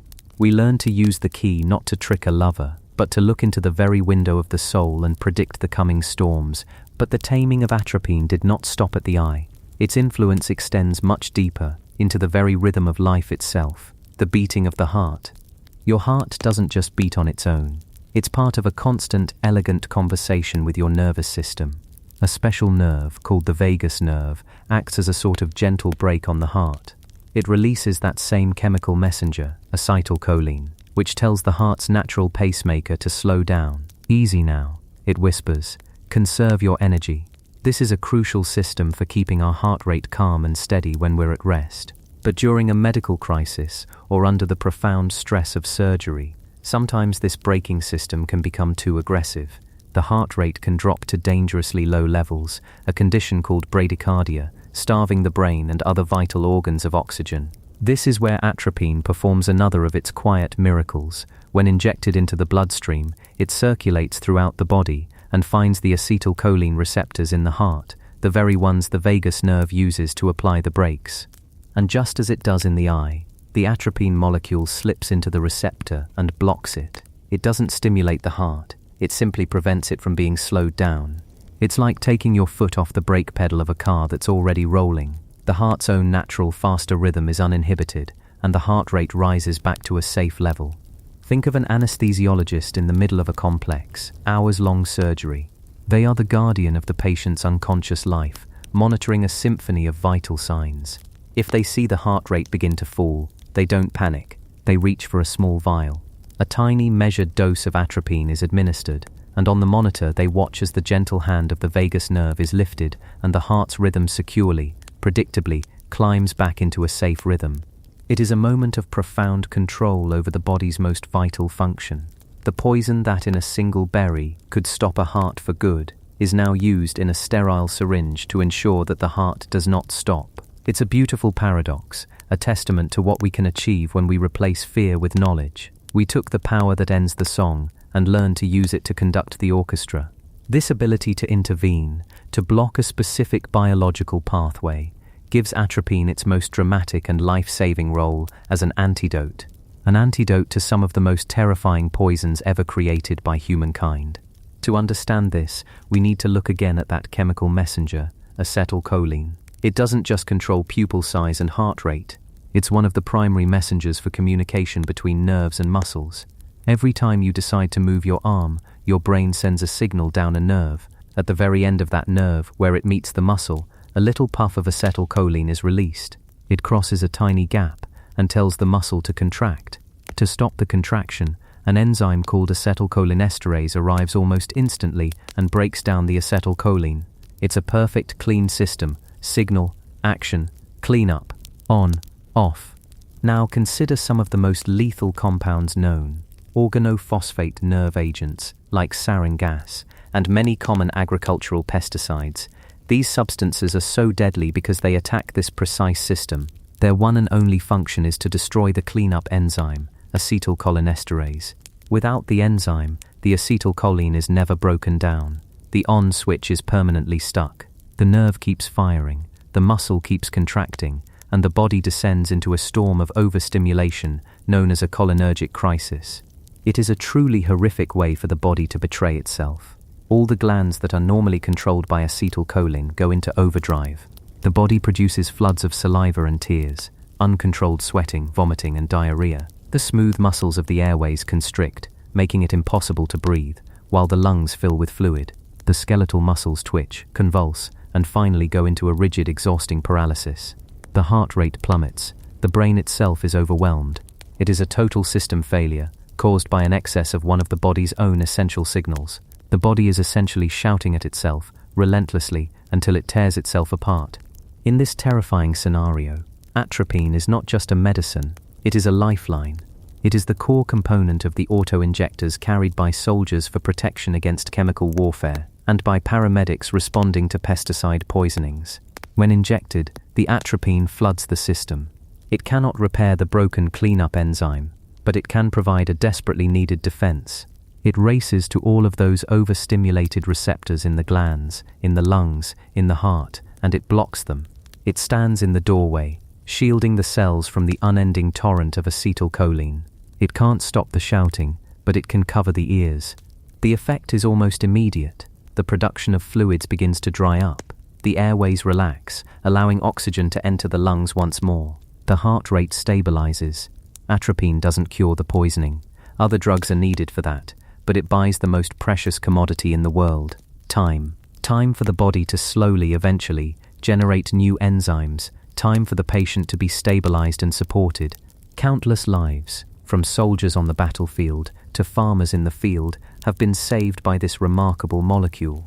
They were pulled back from the brink of a terrifying death by a carefully measured dose of a substance derived from a plant that was once synonymous with a terrifying death. It is the ultimate act of taming a poison, to turn it against other poisons. We found the antidote to a modern chemical nightmare hidden inside an ancient botanical one.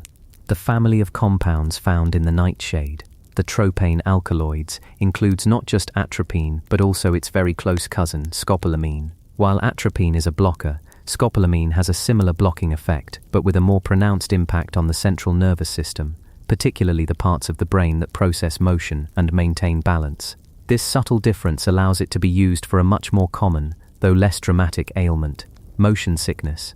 That feeling of nausea you get on a turbulent flight or a rocky boat is caused by a conflict of signals between your inner ear, which senses motion, and your eyes, which may see a stable environment. Scopolamine helps to quell this sensory storm in the brain, blocking the signals that lead to nausea. A tiny translucent patch placed behind the ear can release a minuscule continuous dose of scopolamine, allowing a traveler to cross an ocean in comfort. The same chemical family that could send a person into delirium can now be used to calm a queasy stomach, all, once again, because we learned to master the dose. From an agent of assassination to a tool of anesthesia, where it's used to reduce saliva and protect the airways. From a whisper of madness to a treatment for the tremors of Parkinson's disease.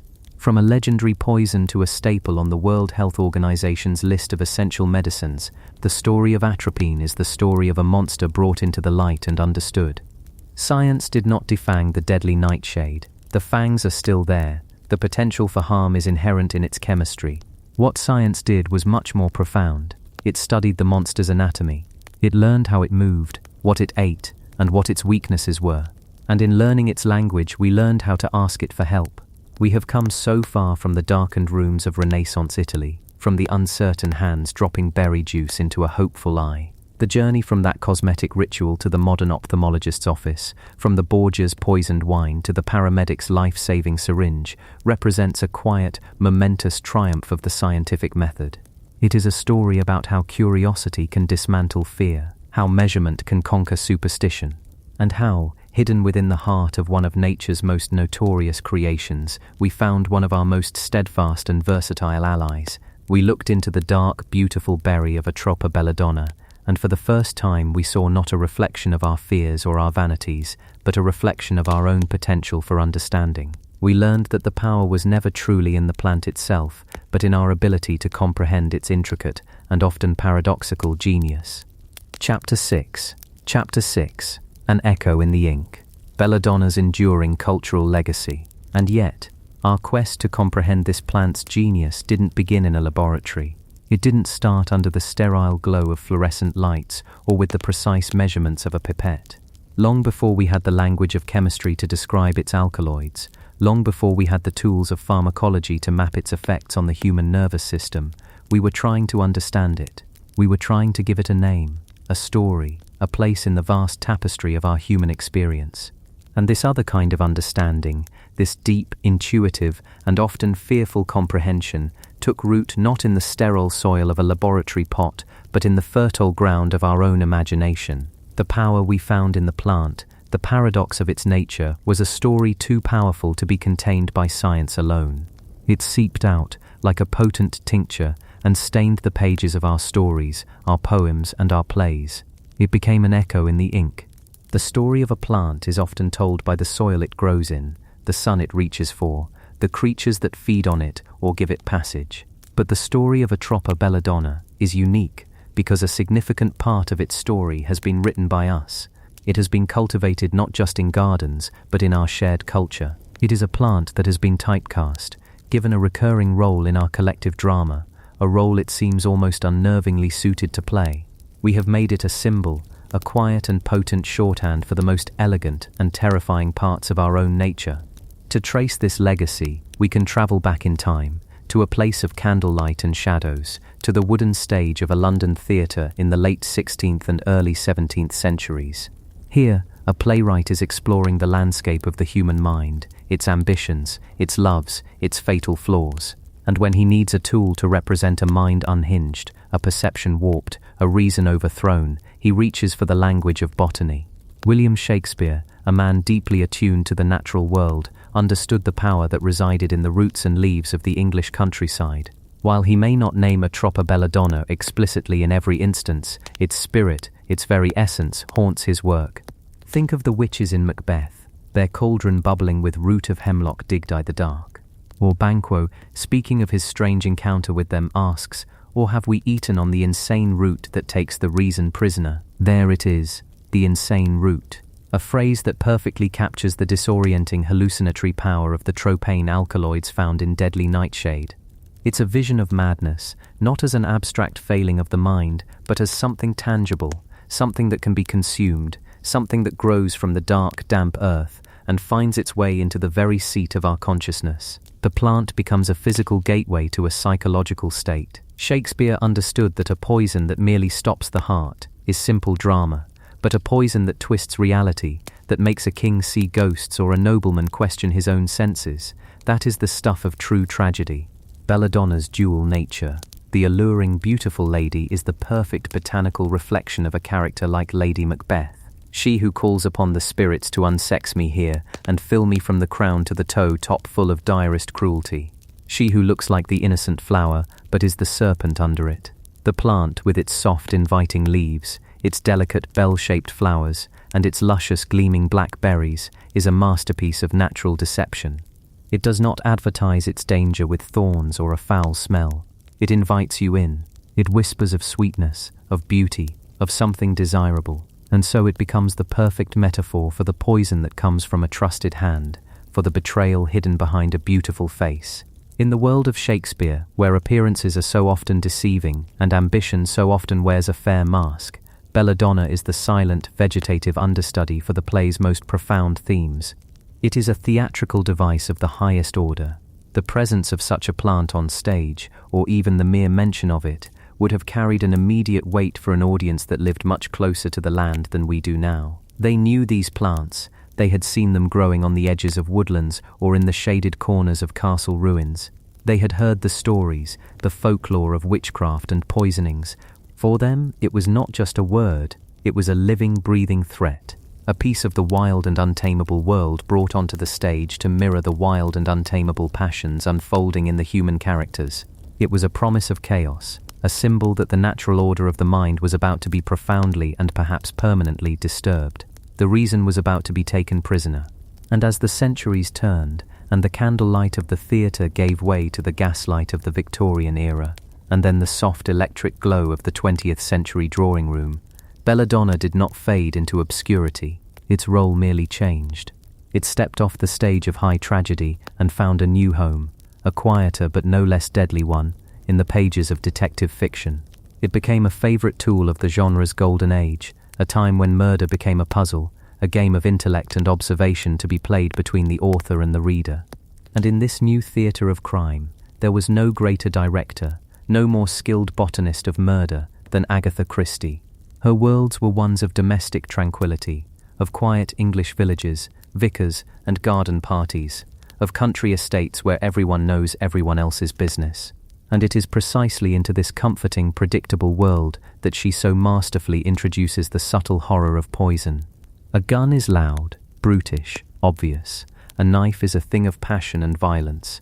But poison is quiet. It is intimate. It is the weapon of a thinking person, a patient person. It can be mistaken for illness. It can be delivered in a cup of tea, a plate of scones, a bottle of medicine. It is the terror that lurks beneath the placid surface of civility. Christie, who worked as a pharmacy dispenser during both world wars, had a deep and practical knowledge of toxins. She understood their properties, their symptoms, their subtle signatures, and while she used a vast apothecary of lethal substances in her plots, the spirit of belladonna and its kin is ever present. The use of a plant-based alkaloid is a recurring theme. It speaks to her understanding that the most terrifying threats are often the ones that are organic, the ones that grow in our own gardens, right under our noses. The idea that the beautiful flower in the herbaceous border could hold the key to a premeditated murder is a deeply unsettling one. It dissolves the barrier between the safety of the home and the dangers of the world. Think of the setting: a cozy armchair, a crackling fire, a storm rattling the window panes. You are reading, lost in the intricate clockwork of a Christie plot. The murder has been committed. The brilliant, eccentric detective has arrived. The suspects are gathered, each with a motive, each with a secret, and the murder weapon is not a missing pistol, but a misplaced bottle of eye drops, a strange taste in a glass of sherry, a victim who complains of a dry mouth and blurred vision before succumbing. These are the telltale signs of atropine poisoning. It is a murder that requires knowledge, not brute force. It is a puzzle of symptoms and substances. In this context, belladonna becomes the perfect accomplice. It is a plant of contradictions, perfectly suited for a genre built on them. It is natural, yet it produces a profoundly unnatural death. It is beautiful, yet it is lethal. It can be used as a medicine in one dose and a poison in another. This duality allows the murderer to hide in plain sight, just as the plant itself hides its deadly potential behind an alluring facade. The killer in a Christie novel is rarely the most obvious suspect. They are the quiet one, the overlooked one, the one you would least expect. And belladonna is their silent botanical counterpart. It's a testament to the plant's narrative power that it requires no explanation. An author need only mention a preparation of deadly nightshade, and the reader understands everything. The words themselves are heavy with history and menace. They are a complete story in a single phrase. It is the Chekhov's gun of the poisoner's world. If you introduce it in the first chapter, it must go off by the end. The plant itself becomes a character, a silent witness, its presence in a garden or a medicine cabinet, an omen of the dark events to come. It allows the story to be both incredibly complex in its execution and wonderfully simple in its central threat. The mystery is not what killed the victim, but who had the knowledge, the access, and the cold-hearted patience to wield the power sleeping in that little black berry. This deep association with quiet, domestic, and beautiful lethality naturally led to belladonna becoming encoded in our culture as more than just a plot device. It evolved into a powerful metaphor, a symbol for a certain kind of human being. Its very name, Atropa belladonna, is a story in itself. Atropos, the inflexible one, the Greek fate who held the shears and cut the thread of human life, and belladonna, Italian for beautiful lady, a reference to the cosmetic use of its juices to dilate the pupils, creating a look that was considered seductive and captivating. The cutter of life's thread, and the beautiful woman, death and seduction, entwined in a single organism. Is it any wonder that this plant has become the ultimate symbol for the femme fatale? The femme fatale is an archetype as old as stories themselves, but she found her stride in the shadowy, rain-slicked streets of film noir and hard-boiled fiction. She is a character of profound contradiction. She is impossibly beautiful, magnetic and alluring, yet she is dangerous, deceptive, and often deadly. To fall for her is to invite your own destruction. She is the beautiful flower that hides the serpent. She is the sweet berry that stops the heart. She is in essence a human belladonna. When we use the language of the plant to describe a person, we are drawing on this deep, shared understanding. We speak of a toxic relationship, of a poisonous personality, of a beauty that is to die for. These are not just turns of phrase, they are echoes of an ancient knowledge, a recognition that some of the most dangerous things in the world are also the most beautiful. Belladonna gives us a physical, tangible anchor for this abstract idea. It allows us to point to something in the real world and say, there, that is what it looks like. The plant's biology perfectly mirrors the femme fatale's methods. Her weapon is not overt aggression, but seduction.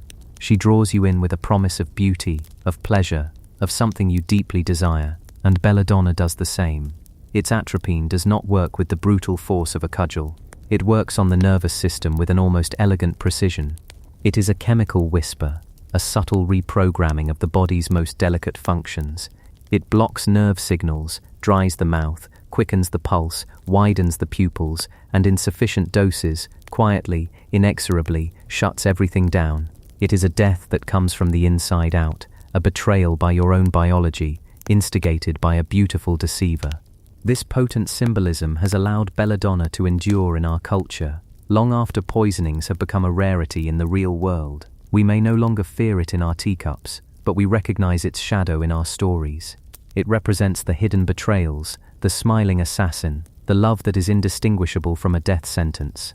It is a metaphor for the dark side of beauty, the danger that lies in desire, and the simple, terrifying truth that the things we want the most can sometimes be the very things that will destroy us. From the witches on a blasted heath in Scotland, to the vicar's wife in a sleepy English village, to the silhouetted figure in a rain-soaked trench coat, the echo of this plant has reverberated through our storytelling.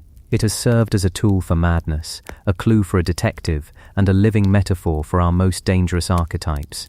It has been a constant presence, a whisper of elegant, botanical dread.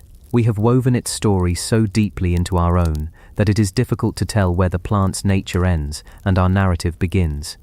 For centuries, this was the plant's primary role in our fiction, an antagonist, a villain, a symbol of deception and death, a weapon used by others to enact their dark designs. It was always a means to an end, the quiet and beautiful instrument of a human will. The story, in its essence, remained the same, a cautionary tale whispered from one generation of storytellers to the next. But stories, like living things, evolve, and sometimes an old symbol can be taken up and reimagined in a way that is so powerful it creates a new and vibrant branch on its long history. For so long, belladonna was the weapon of the murderer, the trick of the deceiver, a symbol of control and malevolent power. What would happen then, if a story took this ancient plant, with all its dark and heavy history, and placed it in the hands of not a villain, but a hero? What would it mean if this symbol of death was chosen not as an act of murder, but as an act of defiance? What would it become if it were used not to take a single life in secret, but to challenge an entire system in public? A new story was waiting to be written, a story that would take this quiet, shadowy plant of the old world and thrust it into the bright, brutal spotlight of a new one, rechristening it with a new name, a name that would become known to millions: Nightlock. Chapter 7. The Nightlock Stratagem, Defiance, Choice, and the Symbol of Panem. And so it was given a new name. Not belladonna, the beautiful lady. Not Dwal, the stupor-inducing phantom. Not the sorcerer's cherry, or the devil's herb. In the stark, unforgiving world of Panem, in the televised arena of the Hunger Games, it would be known simply, chillingly, as Nightlock. A name that speaks of an immediate and final darkness, a lock for which there is no key, a name perfectly suited for a tool designed by a totalitarian state to be one more instrument of control, one more method of thinning the herd in a spectacle of brutality. The capital, in its hubris, believed it had created every weapon in the arena. It believed it had scripted every possible outcome. But what the makers of this game failed to understand is a truth that has shadowed Atropa belladonna for all of human history. You can cultivate the plant, you can harvest its poison, but you can never ever truly control what a human being will choose to do with it. They placed a loaded gun on the forest floor, assuming it would only be used by the contestants against each other. They never imagined, not for a moment, that someone might pick it up, turn around, and point it back at the people who built the arena. Let us step, just for a while, into that world. Let us feel the damp air of the arena, a place that is both a forest and a machine, a sprawling television studio engineered for death. The air here is thick with the scent of pine and moss and fear. Every rustle in the undergrowth could be a predator, another tribute, or a camera drone capturing your final moments for the entertainment of the gilded citizens of the capital. In this world, survival is a zero-sum game. 24 children are sent in, 1 comes out. The rules are absolute, enforced by an invisible, omnipotent force known as the Game Makers, who can conjure firestorms, unleash monstrous mutations, and alter the very landscape to ensure the spectacle remains compelling. The system is designed to atomize, to turn neighbor against neighbor, to prove the state's thesis that humanity, at its core, is savage and can only be controlled by an iron fist. The Hunger Games are not merely a punishment for a past rebellion, they are an annual, televised sermon on the futility of hope and the necessity of absolute power. Into this meticulously crafted machine of despair, nature introduces a quiet variable, a small cluster of berries, nestled amongst the leaves. To a casual observer, they might be mistaken for blueberries, plump and dark and inviting. The book describes them as having the same size and shape, a simple, elegant deception, a familiar form hiding a fatal secret. This is the fictional descendant of our belladonna, and Suzanne Collins, the author, wisely chose not to call it by its ancient name. Giving it a new name, Nightlock, accomplishes 2 things. First, it severs it just enough from our world to allow for a degree of artistic license. And second, the name itself is a piece of storytelling. It's a folk name, the kind of name that would be coined by people who live close to the earth, people in the districts, people like Katniss Everdeen. It's a name born of experience, a cautionary whisper passed down through generations. Don't eat these, they bring the night, and they lock it shut forever. It carries an ancient rustic dread that feels far more immediate and terrifying than a formal Latin name ever could. The first time we see these berries deployed, they function exactly as the capital intends. They are a trap, a piece of deadly environmental design. A clever, desperate tribute known as Foxface, who is survived by stealth and intelligence, shadows Peter Mellark as he gathers edible plants. Peter, tragically, is not a woodsman. He mistakenly collects a handful of Nightlock, and when he is distracted, Foxface steals them. Her logic is sound. If Peter is gathering them, they must be safe. It is a fatal miscalculation. We are told she dies swiftly.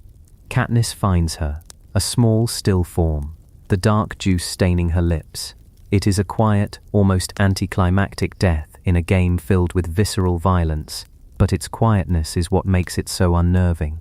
There was no fight, no struggle, just a simple biological transaction, a choice made, a berry eaten, a life extinguished.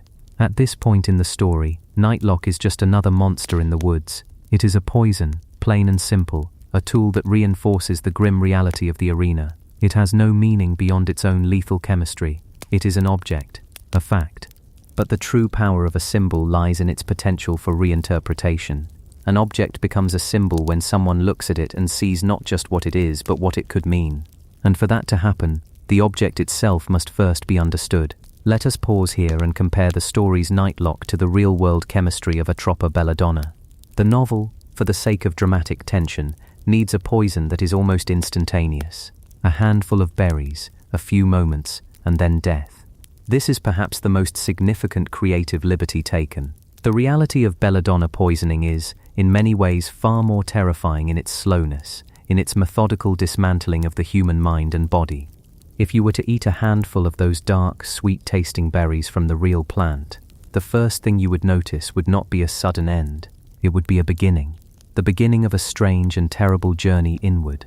The atropine and scopolamine, those potent tropane alkaloids we have spoken of, would begin their work not by stopping your heart, but by hijacking your nervous system.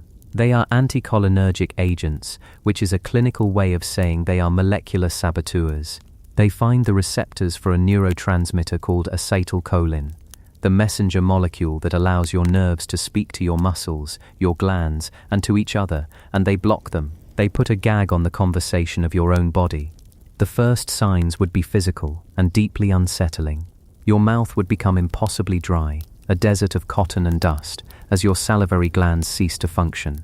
Your skin would flush, turning red and hot to the touch, as your body loses its ability to regulate its own temperature. You would stop sweating. Your pupils would dilate, widening until the iris is just a thin colored ring, blurring your vision and making the light feel like a physical assault. Your heart would begin to race, a frantic pounding drumbeat in your chest, a condition known as tachycardia, as the vagus nerve, which normally acts as a brake on your heart rate, is silenced.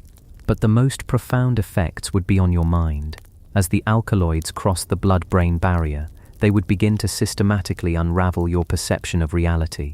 You would become confused, disoriented. Mild agitation would bloom into a profound and terrifying delirium. You would begin to see things that are not there, to hear voices that are not speaking. These are not gentle hallucinations.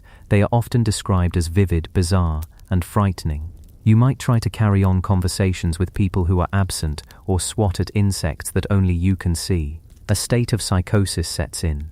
Your memory would fail. You would lose the ability to distinguish between the real and the imagined. This waking nightmare can last for hours, even days. All the while, your body's functions continue to degrade. Eventually, as the dose overwhelms the system, this state of mania gives way to paralysis. The frantic energy subsides into a deep stupor, then a coma. The muscles that control your breathing become paralyzed. And in the end, it is this quiet, respiratory failure that finally brings the lock of night down. It is not a quick exit. It is a slow, horrifying dissolution of the self. Now, imagine trying to stage that at the climax of a brutal survival game. Imagine Katniss and Peter at the edge of the cornucopia, deciding to engage in a pact that would involve hours of terrifying hallucinations and a slow, agonizing physical decline. The narrative tension would evaporate. The sharp, defiant act would become a drawn-out medical emergency. The story required something different. It needed a poison that acted like a switch, not a slow-fading dial. It needed something that could be held in the hand as a credible, immediate threat. And so Nightlock becomes just that. A narrative distillation of belladonna's lethal potential, refined for maximum dramatic impact. It retains the plant's essential truth that it is a potent and deadly poison, while compressing its timeline. This is not a scientific error, it is a masterful act of adaptation, a storyteller choosing the precise tool needed for the job. Collins gave her characters a poison that was as fast and decisive as the world it inhabited. And it is this speed, this certainty, that allows for the greatest moment of the entire games. The scene is set. The arena is silent, save for the wind and the groans of the final monstrous creations of the capital. Only Katniss and Peter remain. They have survived together, through injury, through fire, through loss. They have protected one another, forging a bond of trust and interdependence that directly contradicts the entire philosophy of the games. They believe they have won. They are the victors. And then comes the voice of the game maker, booming from the sky. A final cruel twist of the knife. An earlier rule change which allowed for 2 victors from the same district has been revoked. There can be only one. The capital demands its final pound of flesh. The story it has been telling must reach its prescribed conclusion. In the end, you will turn on the one you love to save yourself. This is the choice they are given. A monstrous, impossible choice. Kill or be killed. Become a victor, but also a murderer of the one person who kept you human, or die at their hand. The capital sits back, confident. They have presented a closed loop, a perfect trap. They wait for the final bloody spectacle. This is the moment where the history of Atropa belladonna, with all its shadows and secrets, converges with this new story. For centuries, the plant was a tool for those seeking power in the dark. It was the poison of choice for the ambitious, the jealous, the politically ruthless. It was used to eliminate rivals, to secure inheritances, to remove obstacles. It was always a weapon used by one person against another. But Katniss Everdeen is not a Roman empress or a Renaissance noble. She is a girl from the coal mining district, a hunter who understands systems, traps, and loopholes. And as she looks at Peter, and then at the world that is watching them, she sees a third way. She sees a way to refuse the choice she has been given. And the key to that refusal is resting in the palm of Peter's hand, the Nightlock berries he collected earlier. When she sees them, something shifts. Her mind, honed by the constant need to think one step ahead of her prey, sees the berries not as a weapon to be used on Peter or a danger to be avoided. She sees them as a tool to be used against the game makers. It is a breathtaking leap of strategic genius, born of desperation and love. The poison was placed in the arena to kill tributes. The ultimate act of defiance, then, is to use it to kill the game itself. She walks over to Peter, and in this moment, the dialogue is sparse, simple, but it carries the weight of a revolution. She gives one berry to him, and holds the others in her own palm. He understands instantly. There is no long debate, no hesitation. Their shared experience has forged a connection so deep that they can communicate this profound, terrifying idea with only a look. The logic is simple, and it is flawless. The capital needs a victor. The entire purpose of the Hunger Games is to produce a winner, a lone survivor who stands as a testament to the capital's power. A game with no victor is a failure. It is a broken narrative. It is an act of monumental public disobedience. By choosing to die together, they are not choosing death over life. They are choosing to seize control of their own story. They are telling the capital and the entire world of Panem, you can force us to kill each other, but you cannot force us to live by your rules. You can take our lives, but you cannot have our obedience. The human scale analogy here is almost like two prisoners being told to fight to the death for the warden's amusement. The warden expects a bloody spectacle. Instead, the two prisoners calmly take out a hidden key, unlock their own cell, and walk out, leaving the warden alone in his arena. The berries are that key. They are an exit from a system that was designed to have no exits. Let's linger on the sensory details of that moment. The feel of the berry in her hand. It must have felt small, smooth, and yet impossibly heavy. It is the weight of a final choice. The waxy skin, the deep, almost black-purple color. She brings it to her lips. In that moment, she is not just a teenage girl in a death match. She is every historical figure who has ever chosen principle over survival. She is every dissenter who has ever stood up to a tyrant. The berry is no longer just a plant. It is a vessel for an idea. It is the physical manifestation of the word no, and the capital panics. For the first time, the all-powerful game makers, who have played God for weeks, are powerless. They are losing control of their own narrative. Live on television. The story is no longer about the brutality of the districts. It is about the courage of two children and the cruelty of the state. The bluff, if it even is a bluff, is so powerful because it is entirely credible. Katniss and Peter are not acting. They are fully prepared to go through with it. Their shared resolve is absolute. And faced with the prospect of having no victor, of having their multi-million-dollar spectacle end in a defiant double suicide, the game makers break. The frantic voice of Claudius Templesmith screams from the sky, "Stop! Stop! Ladies and gentlemen, I am pleased to present the victors of the 74th Hunger Games, Katniss Everdeen and Peter Mellark. They have won, but they didn't win by playing the game better than anyone else. They won by refusing to play. They used the Master's own tool to dismantle the Master's house. The Nightlock berry, intended as an instrument of their demise, became the instrument of their salvation and the symbol of their rebellion. This act, this Nightlock stratagem, is what transforms the entire story. It is the catalyst for everything that follows. That single moment, broadcast to every television in every district, plants a seed. It is a seed of an idea that is far more dangerous to the capital than any weapon, the idea that the system is not infallible, the idea that you can say no. The berry becomes a symbol, as potent and as instantly recognizable as Katniss's Mockingjay pin. The Mockingjay is a symbol of resilience, of nature finding a way to mock the capital's creations. But the Nightlock is a symbol of something more active, more dangerous.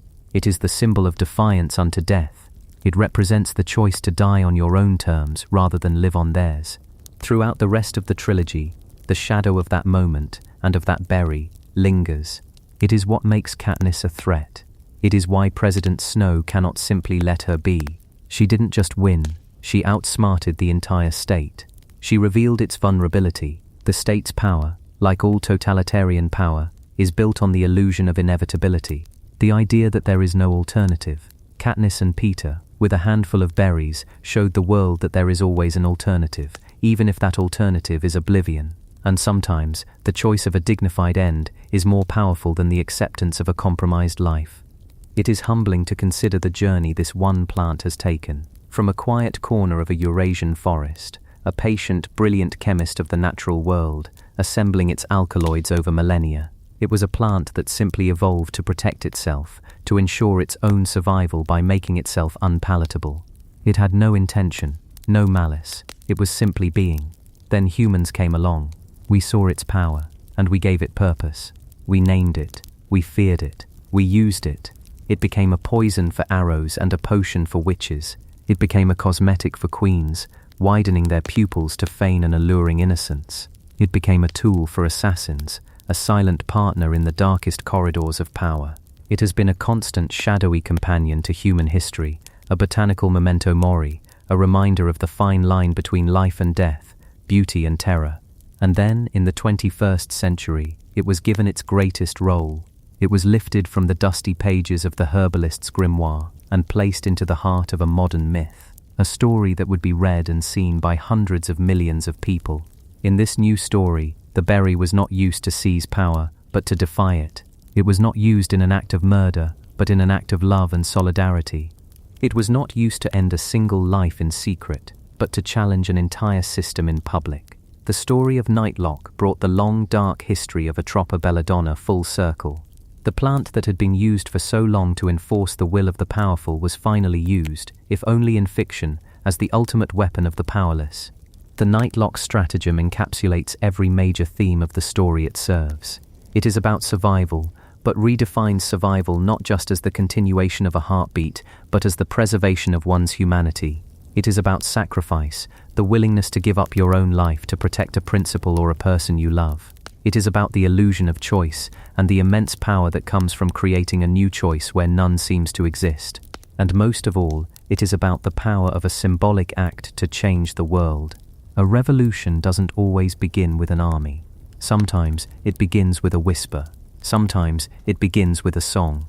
And sometimes, as in the world of Panem, it begins with a girl, a boy, and a handful of poisonous berries held up to the sky for all the world to see. It's a powerful reminder that the natural world, in all its quiet complexity, has always provided us with the raw materials of our own stories. The plants, the animals, the very elements themselves are a vast library of metaphors and symbols, waiting for us to find them. The venom of a snake becomes a symbol of betrayal. The loyalty of a wolf becomes a symbol of family. And a small, unassuming berry, with a chemical secret hidden inside it, becomes a symbol of defiance against tyranny.